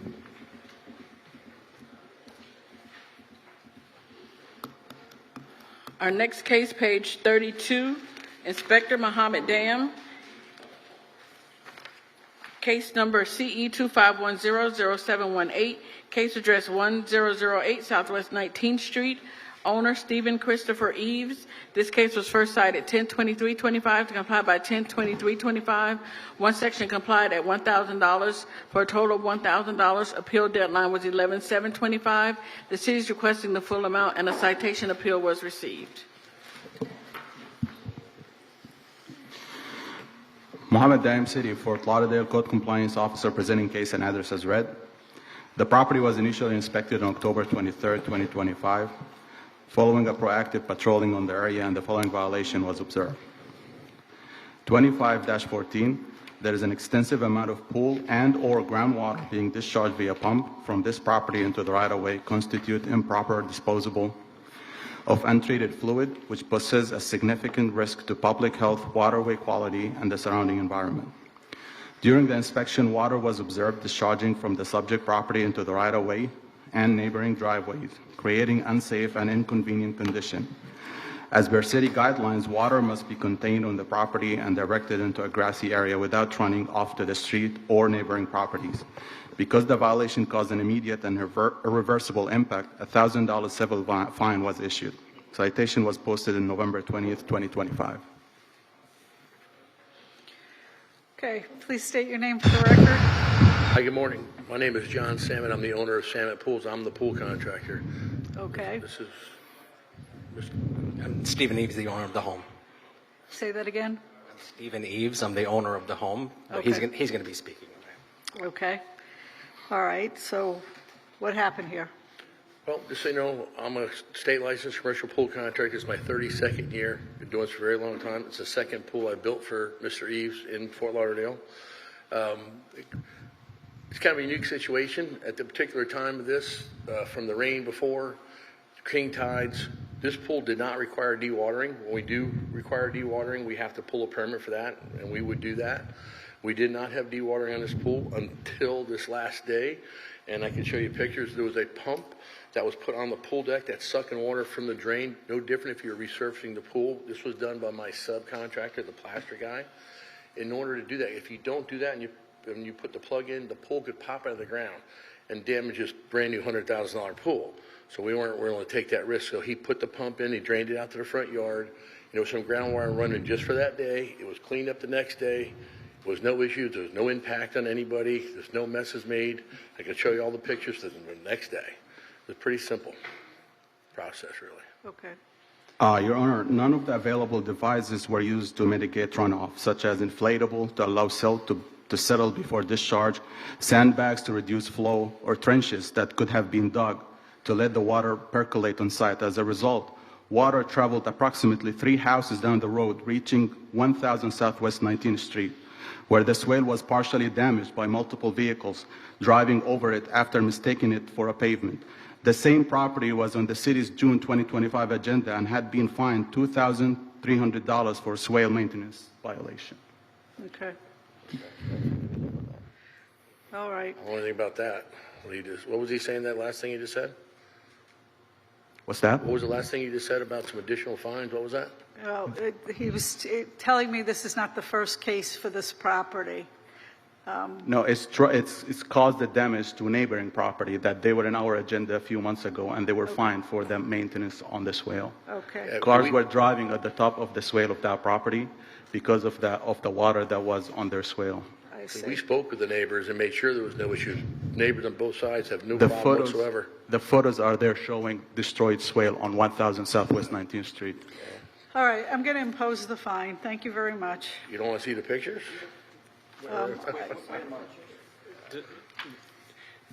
You said something about the neighbors' swale being damaged by the water that was in my house? By the water runoff coming from your house. Can you it show was- me which neighbor it is? This is the swale. Sir, you can't do that. You've got to be at the podium like I've said to everyone else. No, it's okay. It Wait, just to pick up the, I'm sorry, which neighbor is this? I can't well, tell. I guess you can show This the is picture 1000 and then Southwest 19th explain Street. it back. Directly Only next for to the- me? No, the one after, at the corner. One after on the corner. And hold on. And the water was going all the way down there? You're on. Yes, here's the photos, here's the water. They're talking to, so. Yeah, I can't do three things at once, listen to three people at once, so. So you go first, and then he'll show the pictures, and then talk about. Yeah, I'm just asking about the house two doors down. Right there. No, I don't think that anything was down that far, but The I photo also, shows- yeah, I also don't understand. I'm not trying to be argumentative by any means, but I don't think the water that was coming from my property had anything to do with them messing up their swell. I don't think so. Okay. I mean, I don't see that as. This is the next step. No damage. Very clean,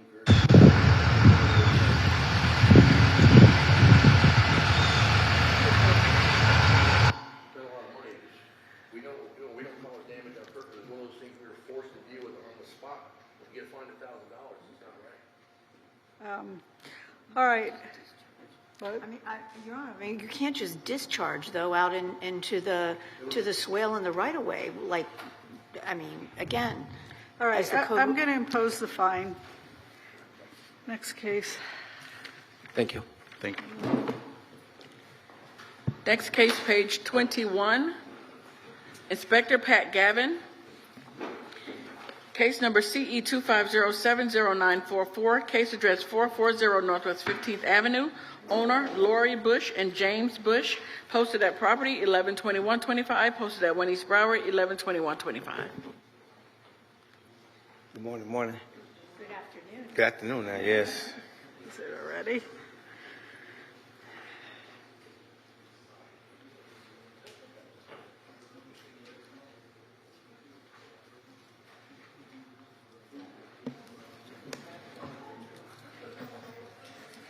Pat Gavin, City of Fort Lauderdale Senior Code Compliance Officer, presenting case and address as read. This property was first inspected on July 30th and given time to correct for the following violations. 18-12A is complied. 9-306, the exterior building walls have not been maintained. There are areas of the fascia that have stains. 9-305B, the landscape at this property is not being maintained in a neat and well-kept appearance. There are areas of dead and missing ground cover. 6-33 is complied. 9-308B is complied. The city is requesting compliance within 49 days or a fine of $50 per day per violation thereafter. Please state your name for the record. James Bush. Okay. It looks like you've complied some of it. Are you willing to bring the rest of the property into compliance within 49 days? Yes, ma'am, but what, you talking about that front yard right there, part right there, in the driveway? Yeah, the landscape is, yeah, you got to replace all that dead and missing ground cover. And the exterior walls have, and fascia have stains, so. That's a plant in front of that, but Yeah. that's great.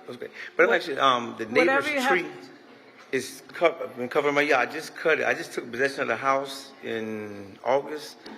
I just went through a divorce. My wife is gone, and I just took possession. I haven't been in the house in a year. Yeah. I just took possession in September, October, and that's what I've been working on. I've been trying to fix it up. But that tree in the neighbor's yard keeps that part of the yard covered. So Okay. I don't know. I put grass, as you can see, I put grass there already. It keeps dying. I don't know what happened. All right. Sir, I'll talk to you in the back. Okay. All right. I'm going to grant 49 days or $50 a day thereafter. If you run into a problem, make sure you keep in touch with the inspector so But those that's the fines. only thing I got to do is do Well, without no, that. you got to The house gonna be painted anyway, but that grass right there, that's all I've got to worry about, I'm right? going to let the explain, inspector okay. talk to you in the back Thank and you tell very you much. exactly what you Amy? have to do. Thank you. Amy, can we go to 77 days?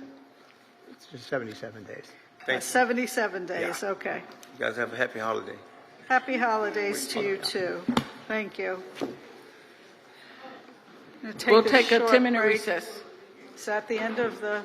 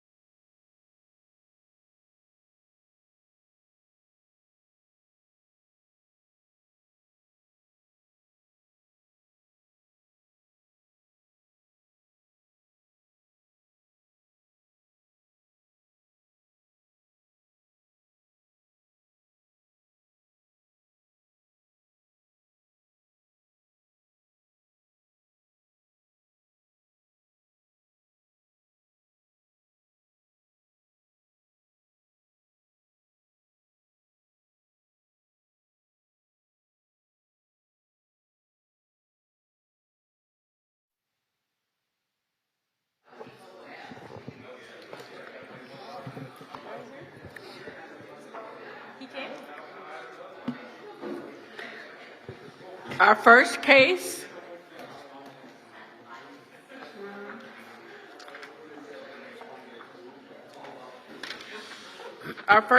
page 3, Inspector Rafael Santos, case number CE 25060491, case address 1625 Cordova Road, owner WD Cordova LLC, posted at property 111225, posted at 1 East Broward 112125. Inspector Rafael Santos for the City of Fort Lauderdale. Case and address as read into the record. Inspector Bernstein inspected this property June 18, 2025, and cited for the following violations. 47-20.20 parentheses H. There are parking facilities that are not maintained at this B1 business zone property. The parking area, concrete curbing are in disrepair and dirty. This is a recurring violation. See case number CE 24030887. This case will be presented to the special magistrate seeking a finding of fact whether or not the violation comes into compliance prior to the hearing. Code section 47-20.20.I is complied. 18-1 is complied. 9-306 is complied. Inspection report was posted on this property June 18, 2025, and a copy was mailed to the owner listed on BCPA. I re-inspected this property July 21st, 2025, and September 16th, 2025. I posted this property for this hearing November 12th, 2025. Pre-hearing inspection was conducted on December 4th, 2025, and found that the violation is not complied. The city is requesting 77 days to comply or a fine of $100 thereafter. So ordered. Thank you.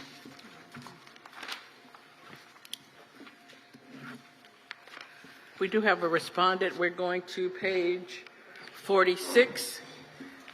Inspector Malik Jones, case number CE 25040691, case address 1430 Northeast 5th Terrace, owner Joseph D. Wontrowski. This case was first heard 7/24/25 to comply by 8/8/25 and 8/28/25. Two sections not complied at $100 per day, $23,000 accrued. The city is requesting the full amount, and the fines continue to accrue. Good morning, Code Officer Jones, Malik Jones, presenting for the City of Fort Lauderdale in reference to case CE 250-40691 for the address of 1430 Northeast 5th Terrace. This case was presented to the magistrate on July 24th, 2025 for the following violations. 18-12.A, complied. There is overgrowth and landscape debris on the front and rear of the property. The landscape material consists of, but is not limited to, an accumulation of leaves, palm fronds, coconuts, and other miscellaneous debris. This is a recurring violation per case CE 200-90702. This case will be presented to the magistrate whether or not the violation comes to compliance prior to the hearing. 18-4.C, complied. 9-305B, complied. 9-305A, complied. 24-27F, complied. A pre-hearing inspection was conducted on 12/5/25, and it was observed that all violations were in compliance. The city is requesting the full amount to be imposed. Okay, so all violations are complied at this point?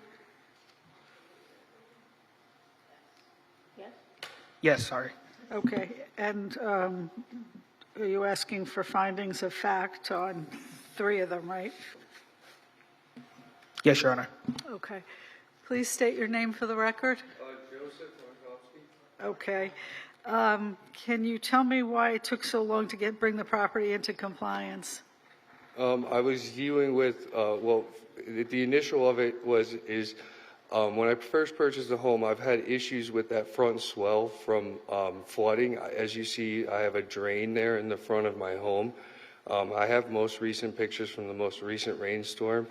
But basically, I was having issues with that front swell because the drainage backs up into my yard and completely floods the whole entire thing. So I've had to replace the grass numerous times. And then this most recent time, I was just struggling with affording another set of grass for that area. Also, I do end up having city trucks and other trucks from municipality and cable and everything use that swell as a parking space when they're doing work. So it's constantly being attacked. And then I have photos of the most recent rainstorm every time it rains, my whole entire yard floods. So the grass and everything ends up going into the drain. So I struggle with that. And then my brother passed away suddenly at the end of October. I'm so sorry. And he was 33 years old, and I just was struggling the last few months organizing everything for him and taking care of yard stuff. So I apologize, and I tried to get everything done as fast as I could. Okay, I'm sorry for your loss.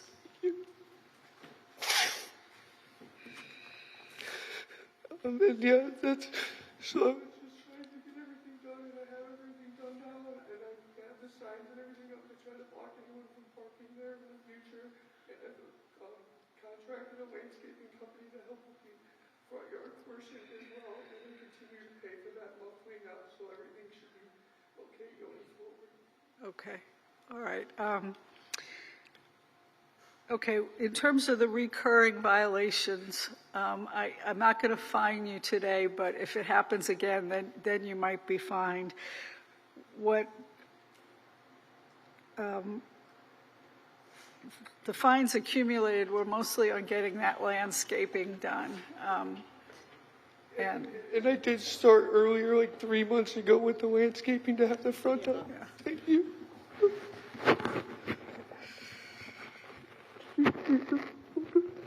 all right.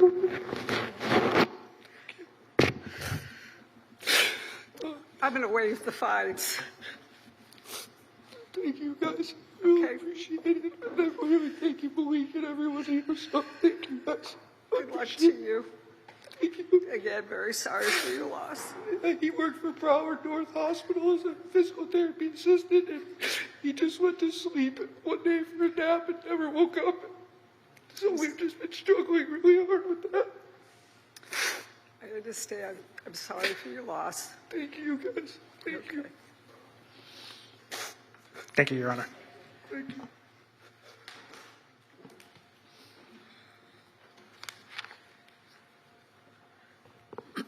Our next case, page 5, Inspector Karen Proto, case number CE 2509-0374, 050 Northwest 23rd Way, owner Mania LLC, posted at property 111025, posted at Wendy's Broward 112125.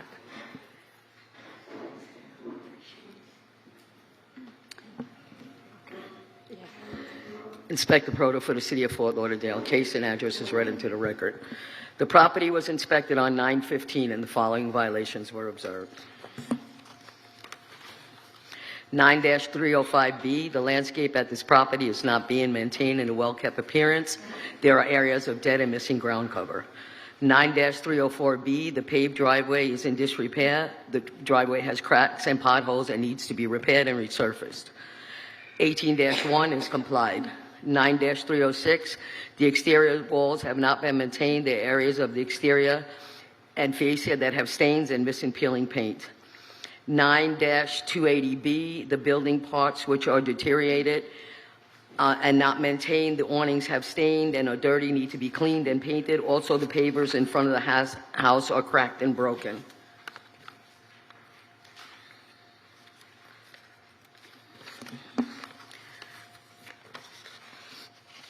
18-12A was amended on 10/16/25. The overgrowth, trash, and debris on the property and swale. This is a recurring violation. Refer to case number CE 23060323 and will be presented in front of magistrate whether it comes in compliance or not. An inspection report was posted on 9/15/25. A notice of hearing was posted on 11/10/25. As of pre-hearing inspection on 12/10/25, the violations remain as depicted in the photos. The city is requesting 49 days or $100 a day thereafter for each violation. So ordered. Thank you.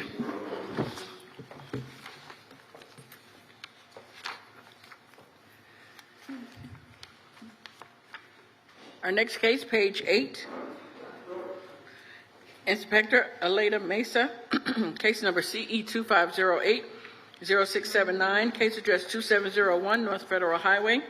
Owner Oak Street Investment Grade Net, posted at property 11525, posted at 1 East Broward, 11/21/25.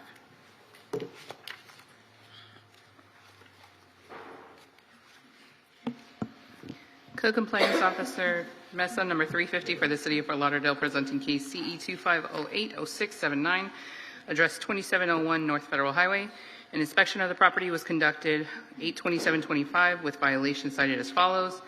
9-305B complied. The landscape at this property is not being maintained in a neat and well-kept appearance. There are areas of dead and missing ground cover. This is a recurring violation. See case CE 23090363.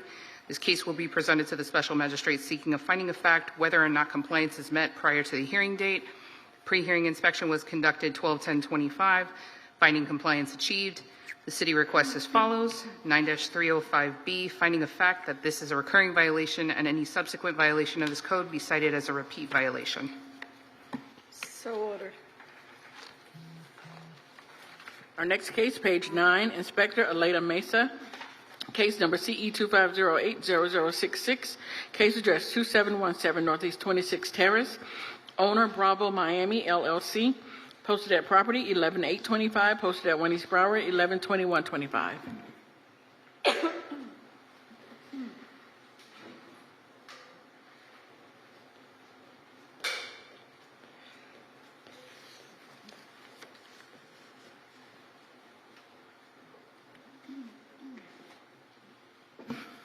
Officer Mesa, number 350 for the City of Fort Lauderdale, presenting CE 25080066, address 2717 Northeast 26th Terrace. An inspection of the property was conducted 8/5/25 with violations cited as follows. 812A complied. There's overgrowth, trash, rubbish, and debris on this property and swale area. This is a recurring violation. See case CE 23070852. This case will be presented to the special magistrate seeking a finding of fact whether or not the compliance is met prior to the hearing date. 9-308B complied. 184C complied. 47-22.9 complied. A pre-hearing inspection was conducted 11/5/25. Finding compliance achieved. The city requests as follow. 18-12A, finding a fact that this is a recurring violation and any subsequent violation of this code be cited as a repeat violation. So ordered. Next case, page 10, Inspector Bovary-Xantis, case number CE 25070326, case address 1535 Northwest 9th Avenue, owner Gonzava LLC, posted at property 11/13/25, posted at 1 East Broward, 11/21/25. Good afternoon, Your Honor. Officer Exantis on behalf of City of Fort Lauderdale Community Enhancement. Case number CE 2507-0326, property address 1535 Northwest 9th Avenue. Property was first inspected in July 10th, 2025, and the following violations were observed. Violation 9-280B. There are building parts which are deteriorated and not maintained, including but not limited to the fascia boards. Violation 18-1 is complied. 18-4C is complied. Violation 18-12A, there's overgrowth, trash, rubbish, and debris on this property and its well. Violation 9-363 is complied. Pre-hearing inspection was conducted this morning, revealed as depicted on the photos. The city is requesting 15 days to comply with violation 18-12A, or a fine of $100 for each day thereafter, and a fine of $100 for violation 9-280B at 49 days for each day thereafter. Okay. 15 days for 18-12. What about 9-363? The 9-363 is complied. Oh, okay. Yeah. All right. Okay, so ordered. Next case, Inspector Bovary-Xantis, case number CE 25050528, case address 1420 Northwest 15th Terrace, owner Pamela Cruz, posted at property 11/13/25, posted at 1 East Broward, 11/21/25. Again, good afternoon, Your Honor. Officer Exantis on behalf of City of Fort Lauderdale Community Enhancement. Case number CE 2505-0528, property address 1420 Northwest 15th Terrace. Property was first inspected on May 22nd, 2025, and the following violation were observed. Violation 18-12A, there's overgrowth, trash, rubbish, and debris on this property and its well. Violation 9-306, the exterior building walls have not been maintained. There are areas of the exterior that have stained and missing peeling paint. Violation 9-305B, the landscape at this property is not being maintained in a neat and well-kept appearance. There are areas of dead and missing ground cover. Violation 9-305B, the asphalt driveway is not being maintained, is not well maintained. There are cracks, holes, and the blacktop is faded. Grass and weeds is going through the driveway. Violation 9-305A, there's overgrowth of landscape material along with an accumulation of leaves encroaching on the public right-of-way. Violation 18-4C is complied. Violation 47-34.4.8.1 is complied. Violation 47-34.1.8.1. There's illegal land use occurring at this property. There's outdoor storage including but not limited to mattress, woods, and other miscellaneous items. This is not permitted per the ULDR of this RS8 zone single-family residence. The property was posted and pre-hearing inspection was conducted this morning, and revealed as depicted in the photos. The city is requesting 15 days or fine of $50 for violation 18-12A, and 49 days for violation 9-306, or fine of $50 for each day thereafter. 49 days for violation 9-305B, or fine of $50 for each day thereafter. 49 days for violation 9-304B, or fine of $50 for each day thereafter.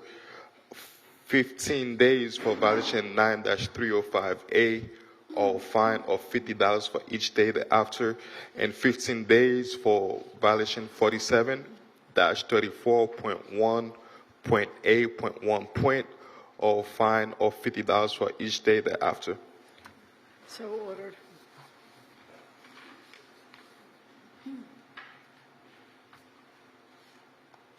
Next case, page 12, Inspector Mohammed Dayam, case number CE 25100156, case address 1711 Southwest 30th Place, owner Ronald E. Solomon, posted at property 11/8/25, posted at 1 East Broward 11/21/25.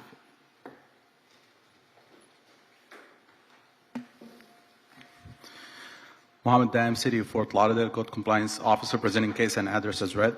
The inspection was conducted on October 18th, 2025, and the following violations were observed. 18-12A, there is trash, rubbish, and debris on this property and its swale. This is a recurring violation as per case CE 2203-1076. 9-280H1, the chain link fence at this property is in disrepair and is not being maintained as required. There are areas of fence that are broken or missing.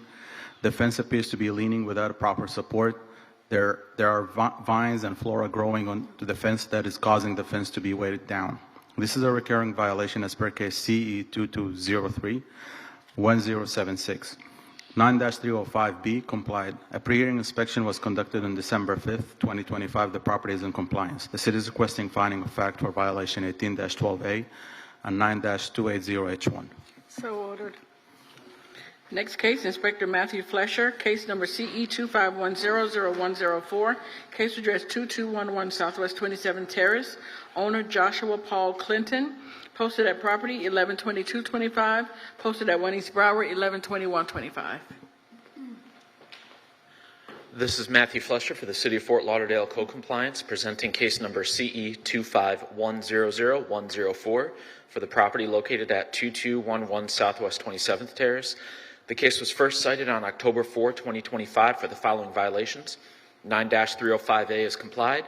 There is growth of landscape material encroaching upon the public right-of-way. The stop sign on the corner of Riverland Road and Southwest 27th Terrace is obstructed. This is a repeat violation. Refer to case number CE 25060-289. Daily fines shall begin to accrue immediately. Fines shall accrue until compliance is met. This case will be presented to the special magistrate whether or not compliance is met to impose the fines accrued. 18-12A is complied.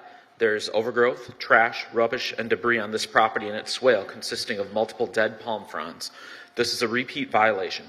Refer to case number CE 230509444. Daily fines shall begin to accrue immediately.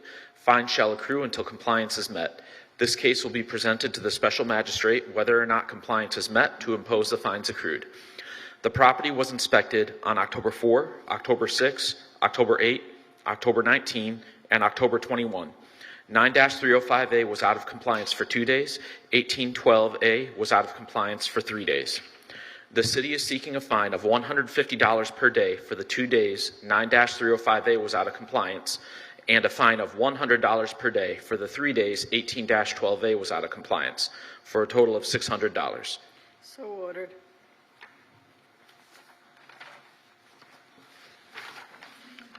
Next case, page 13, Inspector Mohammed Dayam, case number CE 25090111, case address 1208 Tangelo Isle, owner Stuart G. Donaldson, posted at property 11825, posted at Winnie's Broward 112125.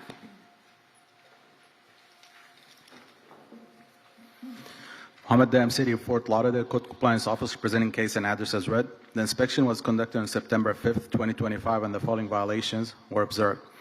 47-34.4.A.1 complied, 18-1 complied, 9-306, the exterior building walls have not been maintained. Structural parts, including fascia and soffits, are in disrepair. There are areas of the exterior that have stains and missing peeling paint. A pre-hearing inspection was conducted on November 5th, 2025. The property remains in violation. The city is requesting 49 days to comply for violation 9-306 or a fine of $50 per day thereafter. So ordered. Next case, Inspector Edward Eason, case number CE 25090726, case address 729 Southwest 2nd Court, owner SP Florida LLC, posted at property 111225, posted at Winnie's Broward 112125. Good afternoon, Edward Easton, City of Fort Lauderdale, presenting case CE 25090726 for the property located at 729 Southwest 2nd Court. The property was first inspected on 9/29 of 25, and the following violation was observed. 9-305A, there is a growth of landscape material encroaching upon the public right-of-way along the south and west side of the property. Bushes and lawn encroaching upon the street. The notice of hearing is posted to the property on 11/12 of 25. A pre-hearing inspection was conducted on 12/10 of 25, and the property remained in violation. The city is requesting 15 days or $100 per day thereafter until compliance is met. So ordered. Next case, Inspector Edward Eason, case number CE 25090051, case address 1140 Southwest 9th Avenue, owner Nicholas Giachos, posted at property 111325, posted at Winnie's Broward 112125. Good afternoon, Edward Easton, City of Fort Lauderdale, presenting case CE 25090051 for the property located at 1140 Southwest 9th Avenue. The property was inspected on 9/8 of 25, and the following violation was observed. Violation 47-2.2.Q.3. There is a site triangle violation at the zoned RD15 residential property. There is a visibility obstruction for motorists at the southwest corner of the property. The hedges exceed the 2.5 feet permitted by the ULDR, section 47-35.1. The hedges were approximately 84 inches in height. The notice of hearing is posted to the property on 11/13 of 25. A pre-hearing inspection was conducted on 12/10 of 25, and the property remained in violation. The city is requesting 15 days or $100 per day thereafter until compliance is met. So ordered. Next case, page 14, Inspector Edward Eason, case number CE 25100228, case address 1609 Southwest 10th Street, owner Federico Neumeyer, posted at property 111825, posted at Winnie's Broward 112125. Good afternoon, City of Fort Lauderdale Code Compliance, presenting case CE 2510-0228 for the property located at 1609 Southwest 10th Street. The property was inspected on 10/8 of 25, and the following violations were observed. Violation 9-304B, there is a white Acura SUV parked on the front grass lawn area. The violation is complied, however, is a recurring violation from case CE 2207-0164. Violation 9-306, the exterior building fascia, soffits, and awnings are in disrepair, having stains and/or missing peeling paint. The violation is complied, however, is a recurring violation, KCE 2207-0164. Violation 9-305B, the landscape at the property is not being maintained in a neat and well-kept appearance. There are areas of dead and missing ground cover on the front swale area. The violation is complied, however, is a recurring violation, KCE 2207-0164. Violation 47-34.1.A.1 is complied. Violation 9-308B is complied. A notice of hearing was posted to the property on 11/18/25. As of today's date, all violations are complied. The city is requesting a finding of fact for violations 9-304B, 9-306, and 9-305B. So ordered. Next case, Inspector Guy Siderman, case number CE 2506-0731, case address 723 Northwest 15th Way, owner Shu Ki Veronica Chan, posted at property 11/18/25, posted at 1 East Broward 11/21/25. Name, case, and address as read. The property was first inspected on 6/27/2025 and given time to correct for the following violations. Violation 1812A, there's overgrowth, trash, rubbish, and debris on the property and/or its swell. Violation 9-304, the driveway is not maintained at this property. The cement driveway has broken cracks, sections with grass protruding through the cracks. Violation 9-306, complied. The property was posted on 11/18/2025. My pre-hearing inspection was conducted on 12/2/25. The property remains in violations. For violation 1812A, the city is requesting compliance within 10 days or a fine of $100 per day thereafter. For violations 9-304B, the city is requesting compliance within 49 days or a fine of $100 per day thereafter. So ordered. Next case, Inspector Guy Siderman, case number CE 2509-0403, case address 729 Northwest 19th Avenue, owner Raphael Fischetti, posted at property 11/17/25, posted at 1 East Broward 11/21/25. Name, case, and address as read. This property was first inspected on 9/16/2025 and given time to correct for the following violations. Violation 9-305, the landscape is missing ground cover and sod throughout the property, including but not limited to the swell area. This violation is complied, however, it is a reoccurring violation per case number CE 230-20551. Violations 9-306. There are walls that have dark stains and marks on them throughout the property. The violation is complied, however, it's a reoccurring violation as per case CE 230-20551. Violation 9-304B is complied. Violation 47-34.1.A.1 complied. Violation 9-363 is withdrawn. Violation 18-4C complied. The property was posted on 11/12/2025. My pre-hearing inspection was conducted on 12/2/25, and a requested reinspection was done on 12/8. The property is now complied.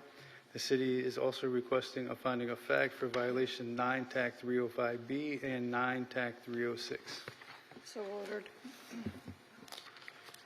Next case, page 16, Inspector Guy Siderman, case number CE 2507-0228, case address 2217 Northwest 8th Street, owner Beth Paz, posted at property 11/12/25, posted at 1 East Broward 11/21/25. Name, case, and address as read. This property was first inspected on 7/29/2025 and given time to correct for the following violations.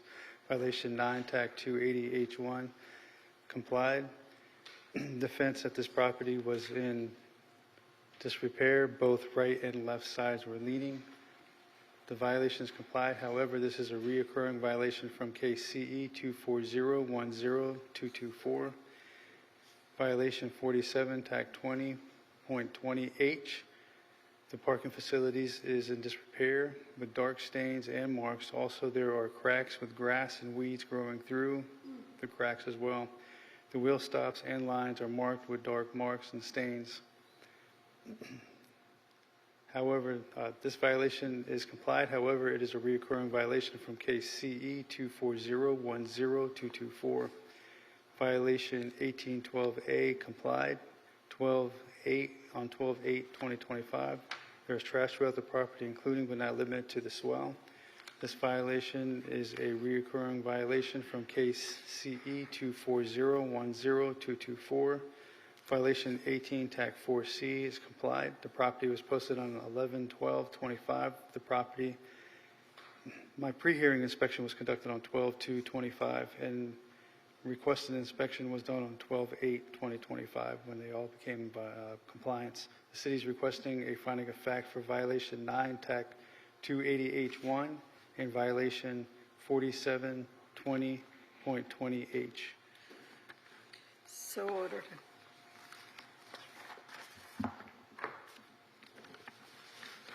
Next case, page 17, Inspector Guy Siderman, case number CE 25080520, case address 721 Northwest 15th Terrace, owner Community 8 Properties LLC, posted at property 11/12/25, posted at 1 East Broward 11/21/25.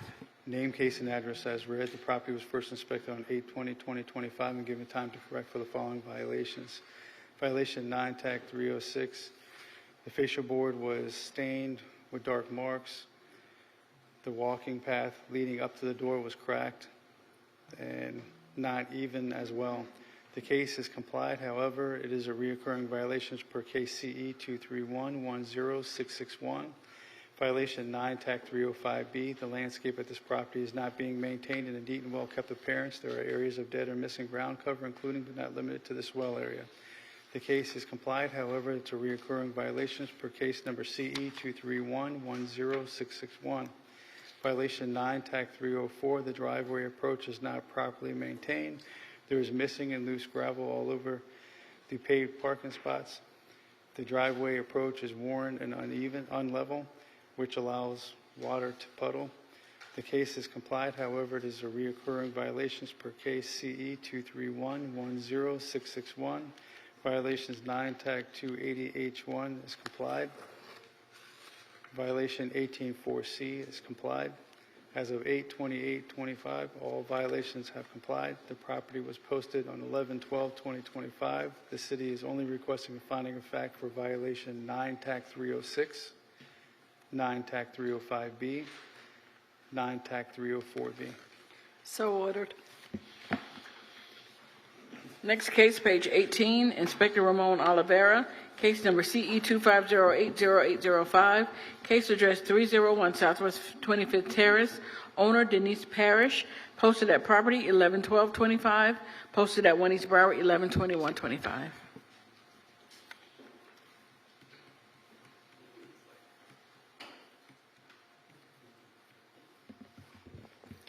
Ramon Olivero, Code Officer for the City of Fort Lauderdale, presenting case CE 250800805 for the property located at 301 Southwest 25th Terrace. The property was first inspected on August 30th, 2025, and the following violations were observed. 9-304B, the driveway is in disrepair. The driveway has cracks and areas of missing paint. Furthermore, there is a vehicle parked on the lawn. 9-306 complied. 9-280C complied. 47-34.1.8.1 complied. 9-305B, the landscape at this property is not being maintained in a neat and well-kept appearance. There are areas of dead and missing ground cover on the property and swale. 9-280H1 complied. 18-4.C, there is a derelict vehicle on the property. The vehicle is described as a 4-door bronze metallic-colored 2011 Kia Optima with expired Florida tag AX98RZ. As of a pre-hearing inspection conducted on December 10, 2025, the property is not in compliance. The city is requesting 77 days to come into compliance of section 9-304B and 9-305B, or a fine of $50 per day for each violation until compliance is met, and 15 days to come into compliance of section 18-4.C, or a fine of $50 per day thereafter until compliance is met. So ordered. Next case, Inspector Ramon Oliveira, case number CE 2507-0994, case address 401 Southeast 18th Court, owner Broward House, Inc., posted at property 111225, posted at 1 East Broward 112125. Ramon Oliveira, Code Officer for the City of Fort Lauderdale, presenting case CE 250-70994 for the property located at 401 Southeast 18th Court. The property was first inspected on August 1st, 2025, and the following violations were observed. 47-20.20.H. There are parking facilities that are not maintained at this RO zone property. The parking facilities and building 401 has black stains, and the wheel stops have stains and missing peeling paint. The paved parking facility in front of building 417 has areas with cracks, stains, and the wheel stops have stains and missing peeling paint. This is a recurring violation to case number CE 231-20053. As of pre-hearing inspection conducted on December 10th, 2025, the property is not in compliance. The city is seeking 49 days to come into compliance of section 47-20.20.H, or a fine of $50 per day thereafter until compliance is met. Furthermore, the city is seeking a finding of fact for violation 47-20.20.H. Okay, well, finding of fact would be included in that same order. So ordered. Next case, page 19, Inspector Ramon Oliveira, case number CE 2509-0074, case address 100 Southwest 24th Avenue, owner Max House LLC, posted at property 111225, posted at 1 East Broward 112125. Ramon Oliveira, Court Officer for the City of Fort Lauderdale, presenting case CE 250-90074 for the property located at 100 Southwest 24th Avenue. The property was first inspected on September 3rd, 2025, and the following violations were observed. 9-305B, complied. The landscape at this property is not being maintained in a neat and well-kept appearance. There are areas of dead and missing ground cover on the property and swale. The violation has complied, but this is a recurring violation to case CE 240448. 9-304B, complied. The driveway has crack stains and areas of missing paint. Furthermore, there is a vehicle parked on the grass area. The violation is complied. However, this is a recurring violation to case CE 24110672. 9-306, complied. There are areas of the fascia that have stains and missing faded paint. This is a recurring violation to case CE 24110672. As of November 12, 2025, the property is in full compliance. The city is seeking a finding of fact for violation 9-305B, 9-304B, and 9-306. So ordered.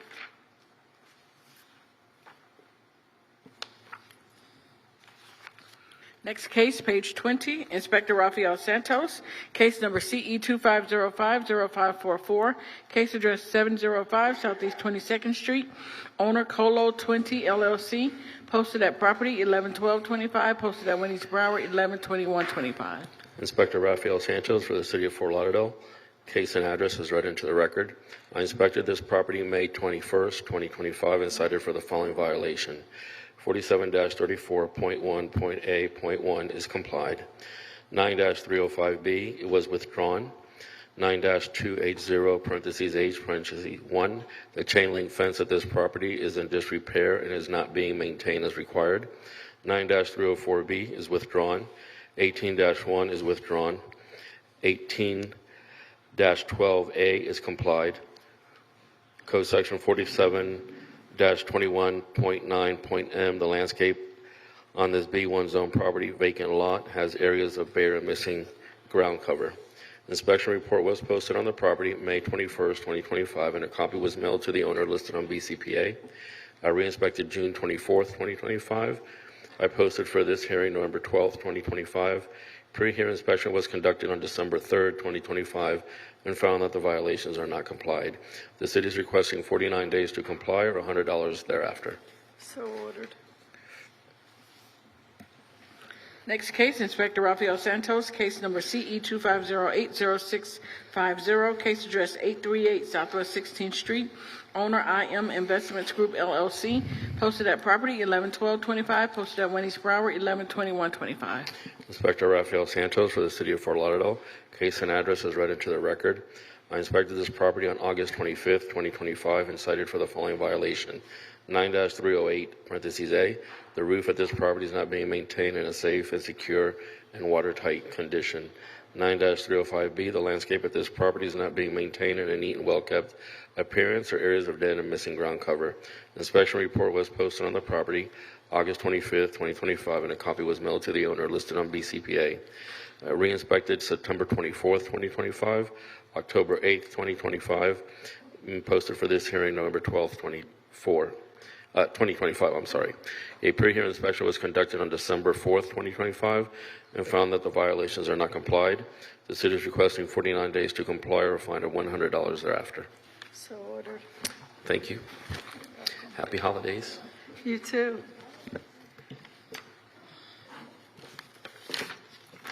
Next case, page 22, Inspector Pat Gavin, case number CE 250703331, case address 801 Southwest 27th Avenue, owner Words Create World LLC, personal service on 11/19/25, posted at Wendy's Bowery 11/21/25. Pat Gavin, City of Fort Lauderdale Senior Code Compliance Officer, presenting case and address as read. The property was first inspected on July 10th and given time to correct for the following violations. 47-22.9 is complied. 47-19-9A2A. There is outdoor storage on this B2 commercial property that can be seen from the right-of-way or abutting residential property. Items include but are not limited to tarps, pallets, and boxes. 9-306 is complied. 18-4C is complied. 26-129A4 is complied. 47-19.5.H.3 is complied, and 9-305B is complied. The city is requesting compliance within 77 days or a fine of $100 per day thereafter. So ordered. Next case, Inspector Pat Gavin, case number CE 25080517, case address 1310 Northwest 6th Street, owner NWRD LLC, posted at property 11/21/25, posted at 1 East Broward 11/21/25. Pat Gavin, City of Fort Lauderdale Senior Code Compliance Officer, presenting case and address as read. This property was first inspected on August 19th and given time to correct for the following violation. 18-12A, there is trash, rubbish, and debris, including but not limited to a section of old chain link from a fence and beverage cans on this property.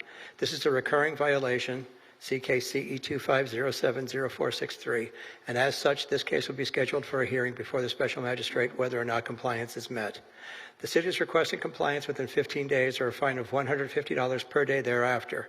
Additionally, the city is requesting a finding of fact that this is a recurring violation, and any subsequent violation will be deemed a repeat violation with fines beginning to accrue immediately. So ordered. Thank you.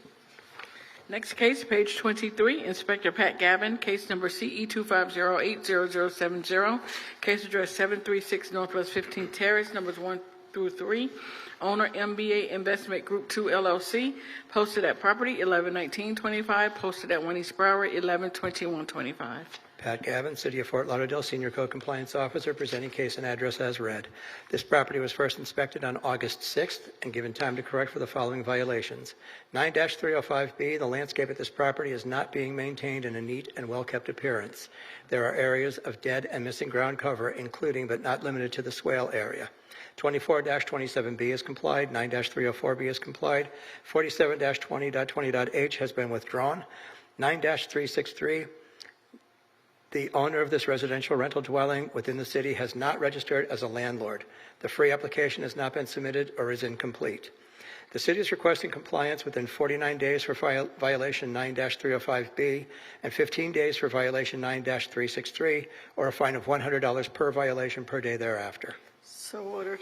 Next case, Inspector Pat Gavin, case number CE 25080138, case address 331 Southwest 31st Avenue, owner 331 Southwest 31st Avenue Land Trust, posted at property 11/19/25, posted at 1 East Broward 11/21/25. Pat Gavin, City of Fort Lauderdale Senior Code Compliance Officer, presenting case and address as read. This property was first inspected on August 6th and given time to correct for the following violation. 24-7B is complied. 9-305B, the landscape at this property is not being maintained in a neat and well-kept appearance. There are areas of dead and missing ground cover. This is a recurring violation of case CE 23060357, and as such, this case will be scheduled for a hearing before the special magistrate whether or not compliance is met. The city is requesting compliance within 49 days or a fine of $50 per day thereafter. Additionally, the city is seeking a finding of fact that this is a recurring violation, and any subsequent violation will be deemed a repeat violation. Next case, page 25, Matthew Flesher. Inspector Matthew Flesher, case number CE 25090595, case address 3474 Riverland Road, owner Philip Dubois and Angela Smith, posted at property 112525, posted at 1 East Broward 112125. This is Matthew Flusher for the City of Fort Lauderdale Code Compliance, presenting case number CE 25090595 for the property located at 3474 Riverland Road. This case was first cited on September 22, 2025 for the following violation. 9-305A is complied. There is growth of landscape material encroaching upon the public right-of-way. There is landscape material growing over the sidewalk on Riverland Road at a height lower than 8 feet. This is a recurring violation. Refer to case number CE 230805545. This case will be presented to the special magistrate seeking a finding of fact whether or not the violation complies prior to the hearing date. All violations were complied as of October 8, 2025.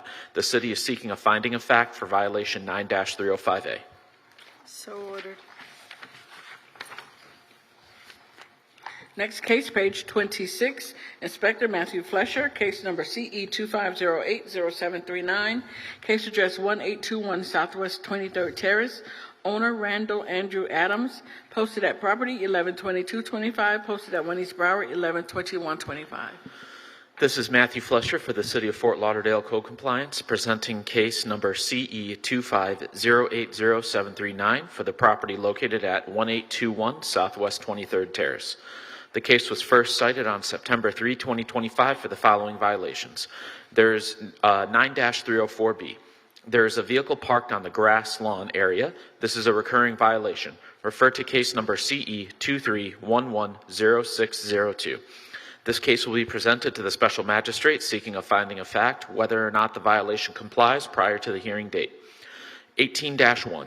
There is roofed carport storage of items, including but not limited to black garbage bags, boxes, and other miscellaneous items at this property that is creating a public nuisance. It is being maintained in such a manner that the property is or may reasonably adversely affect and impair the economic welfare of adjacent properties. A pre-hearing inspection was conducted on December 7, and the following violations remained: 9-304B and 18-1. The city is seeking a compliance deadline of 15 days or a daily fine of $50 per day per violation to run thereafter. Say that again. 15 for both of them? Yes, 15 days for the parking on the lawn and the 18-1. Okay, or $50 a day thereafter? That's correct. Okay, so ordered.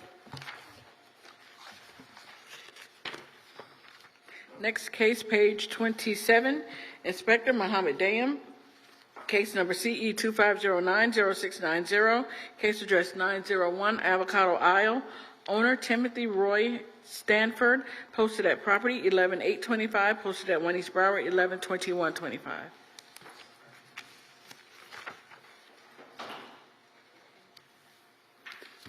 Good afternoon, Mohammed Dam, City of Fort Lauderdale, Code Compliance Officer presenting case and address as read. The inspection was conducted on September 28, 2025, and the following violation was observed. 9-305A, there is overgrowth of landscape material encroaching upon the public right-of-way. The bushes located on the Avocado Isle side of the property are growing over the sidewalk. This is a recurring violation as per case CE 2105-0876. A pre-hearing inspection was conducted on October 3rd, 2025. The property is in compliance. The city is requesting finding of fact for violation 9-305A. So ordered. Happy holidays. Happy holidays. Next case, page 28, Inspector Matthew Flesher, case number CE 25100258, case address 2536 Flamingo Lane, owner Soul Glow LLC, posted at property 112225, posted at 1 East Broward 112125. This is Matthew Flesher for the City of Fort Lauderdale Code Compliance, presenting case number CE 25100258 for the property located at 2536 Flamingo Lane. This case was first cited on October 8, 2025 for the following violations. 18-12A is complied.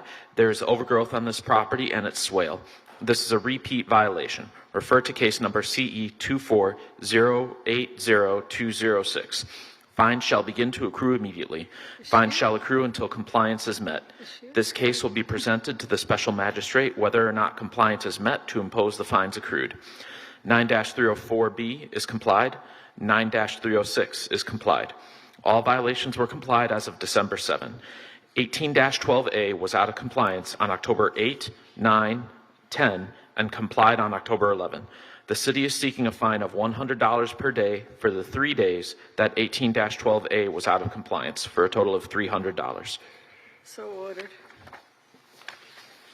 Next case, page 29, Inspector Evan Oakes, case number CE 25100757, case address 1713 Southwest 5th Place, owner Casa Margarita 1713 LLC, posted at property 11/15/25, posted at Winnie's Bowery 11/21/25.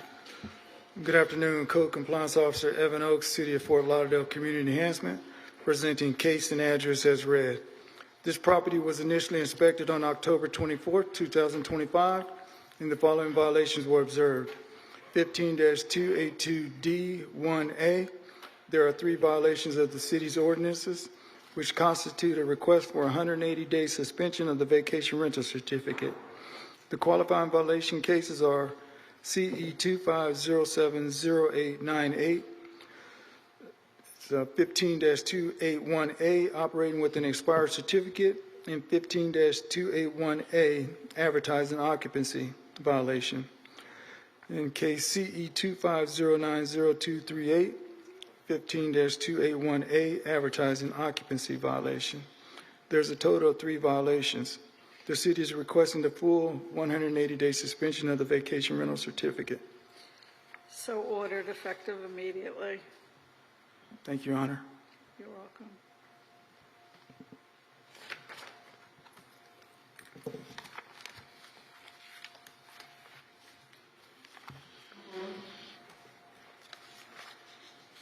Our next case, page 34, Inspector Robert Kroc, case number CE 25100558, case address 904 Northeast 18th Street, owner Danny Ferrone. This case was first cited 10/18 and 19/2025 to comply by 10/18 and 19/2025.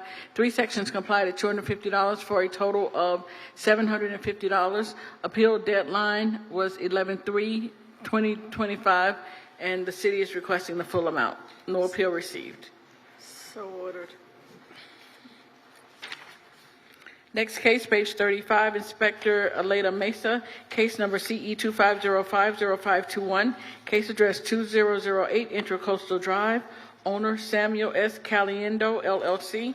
This case was first heard 9/9/25 to comply by 10/14/25. 1 section complied at $150 for a total of $3,150, and the city is requesting the full amount. So ordered.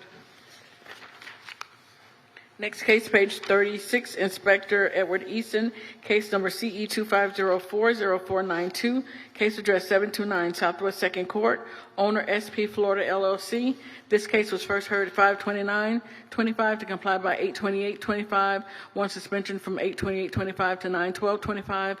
1 section not complied at $100 per day, $9,000 accrued. The city is requesting the full amount, and the fines continue to accrue. So ordered.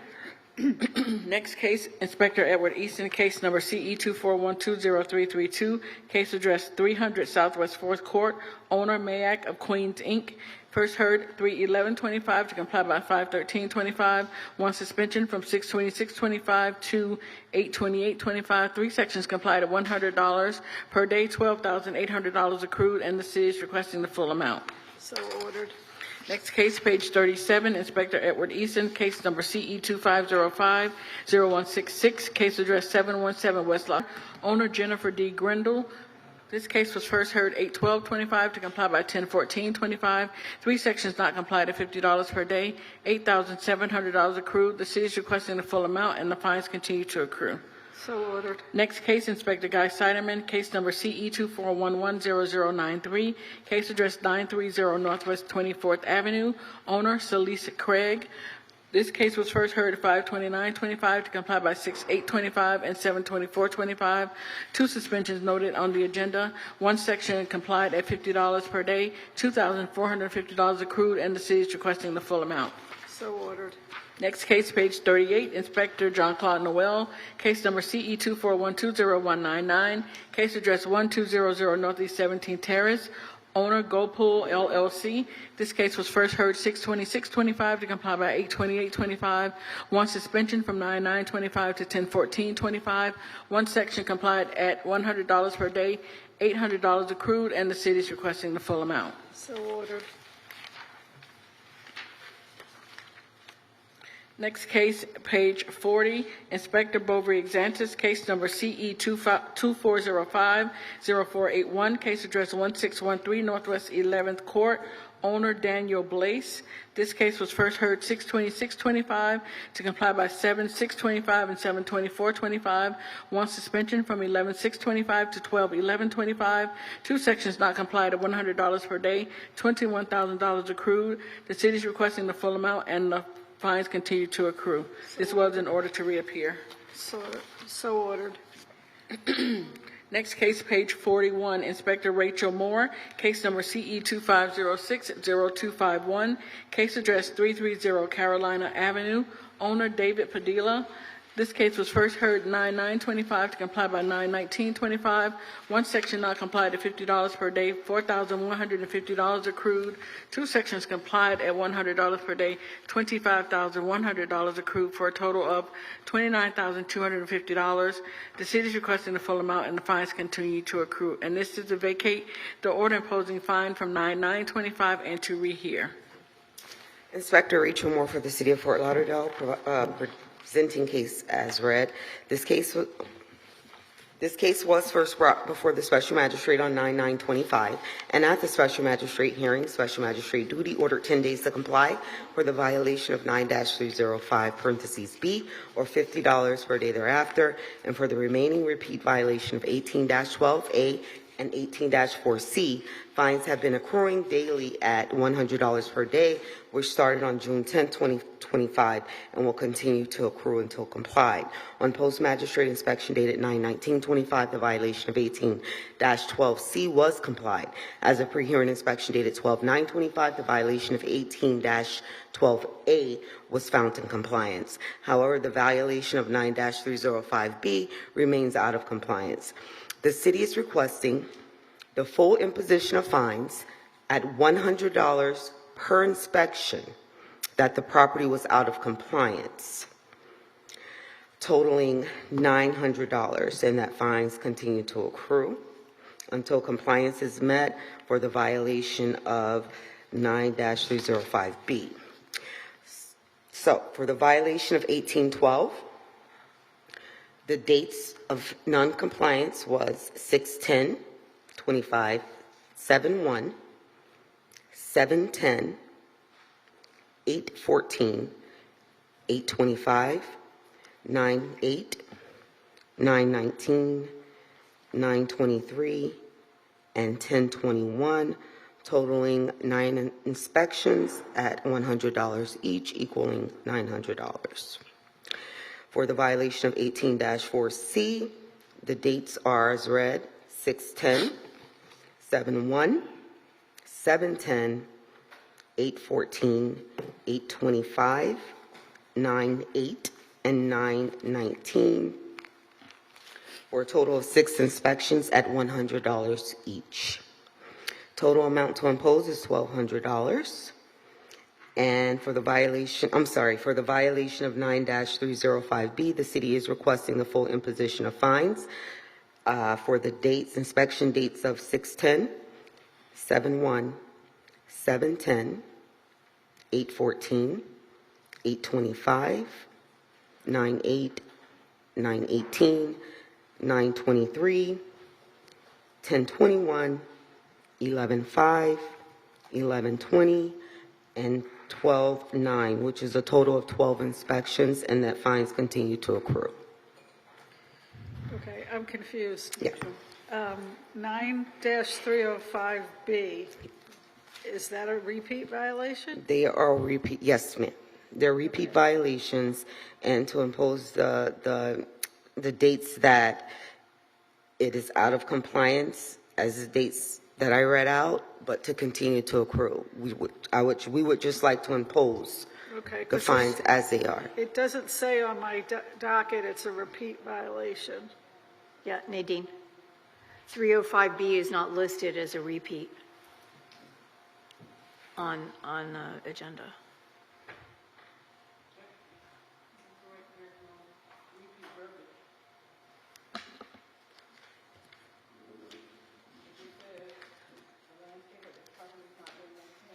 In a neat and well-kept appearance, there are overgrown bushes and trees along the front and side of the home. Correct. I'm sorry. You're absolutely correct. That is Okay, all right. Okay. So what I'm So- doing is imposing the fines that have accrued of $4,150 for 9-305B. Right. Correct. Then I am imposing fines for the first two that are complied, 18-12A, $900, and 18-4C, $600. Correct. Is that correct? 900 and 600, correct. Okay. All right, so ordered. Thank you. Thank you. See you next year. Merry Christmas. Merry Christmas. Merry Christmas. Next case, page 44, Inspector Rafael Santos, case number CE 25040641, case address 1600 South Federal Highway, owner Hess Retail Stores LLC. This case was first heard 7/8/25 to comply by 7/23/25 and 8/12/25. Two sections not complied, $100 per day for a total of $26,200. Two sections complied at $100 per day for a total of $8,000. Grand total $34,200. The city is requesting the full amount, and the fines continue to accrue. So ordered. Next case, page 47, Inspector Vanessa Willis, case number CE 24090312, case address 1132 Northwest 2nd Street, owner EZR Properties LLC. This case was first heard 7/24/25 to comply by 8/3/25 and 8/28/25. One suspension from 11/6/25 to 11/16/25. 9 sections not complied at $100 per day, $9 total. The city is requesting the full amount, and the fines continue to accrue. This is in order to reappear. So ordered.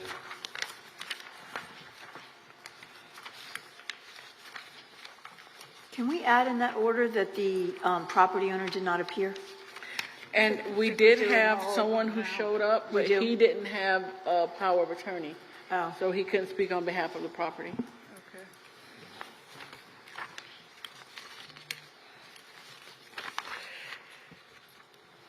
The city is requesting to enter page 54 into today's hearing as an exhibit. It is the city's list of complied, closed, withdrawn, and rescheduled cases. So ordered. And this concludes the special magistrate hearing agenda for Thursday, December 11th, 2025.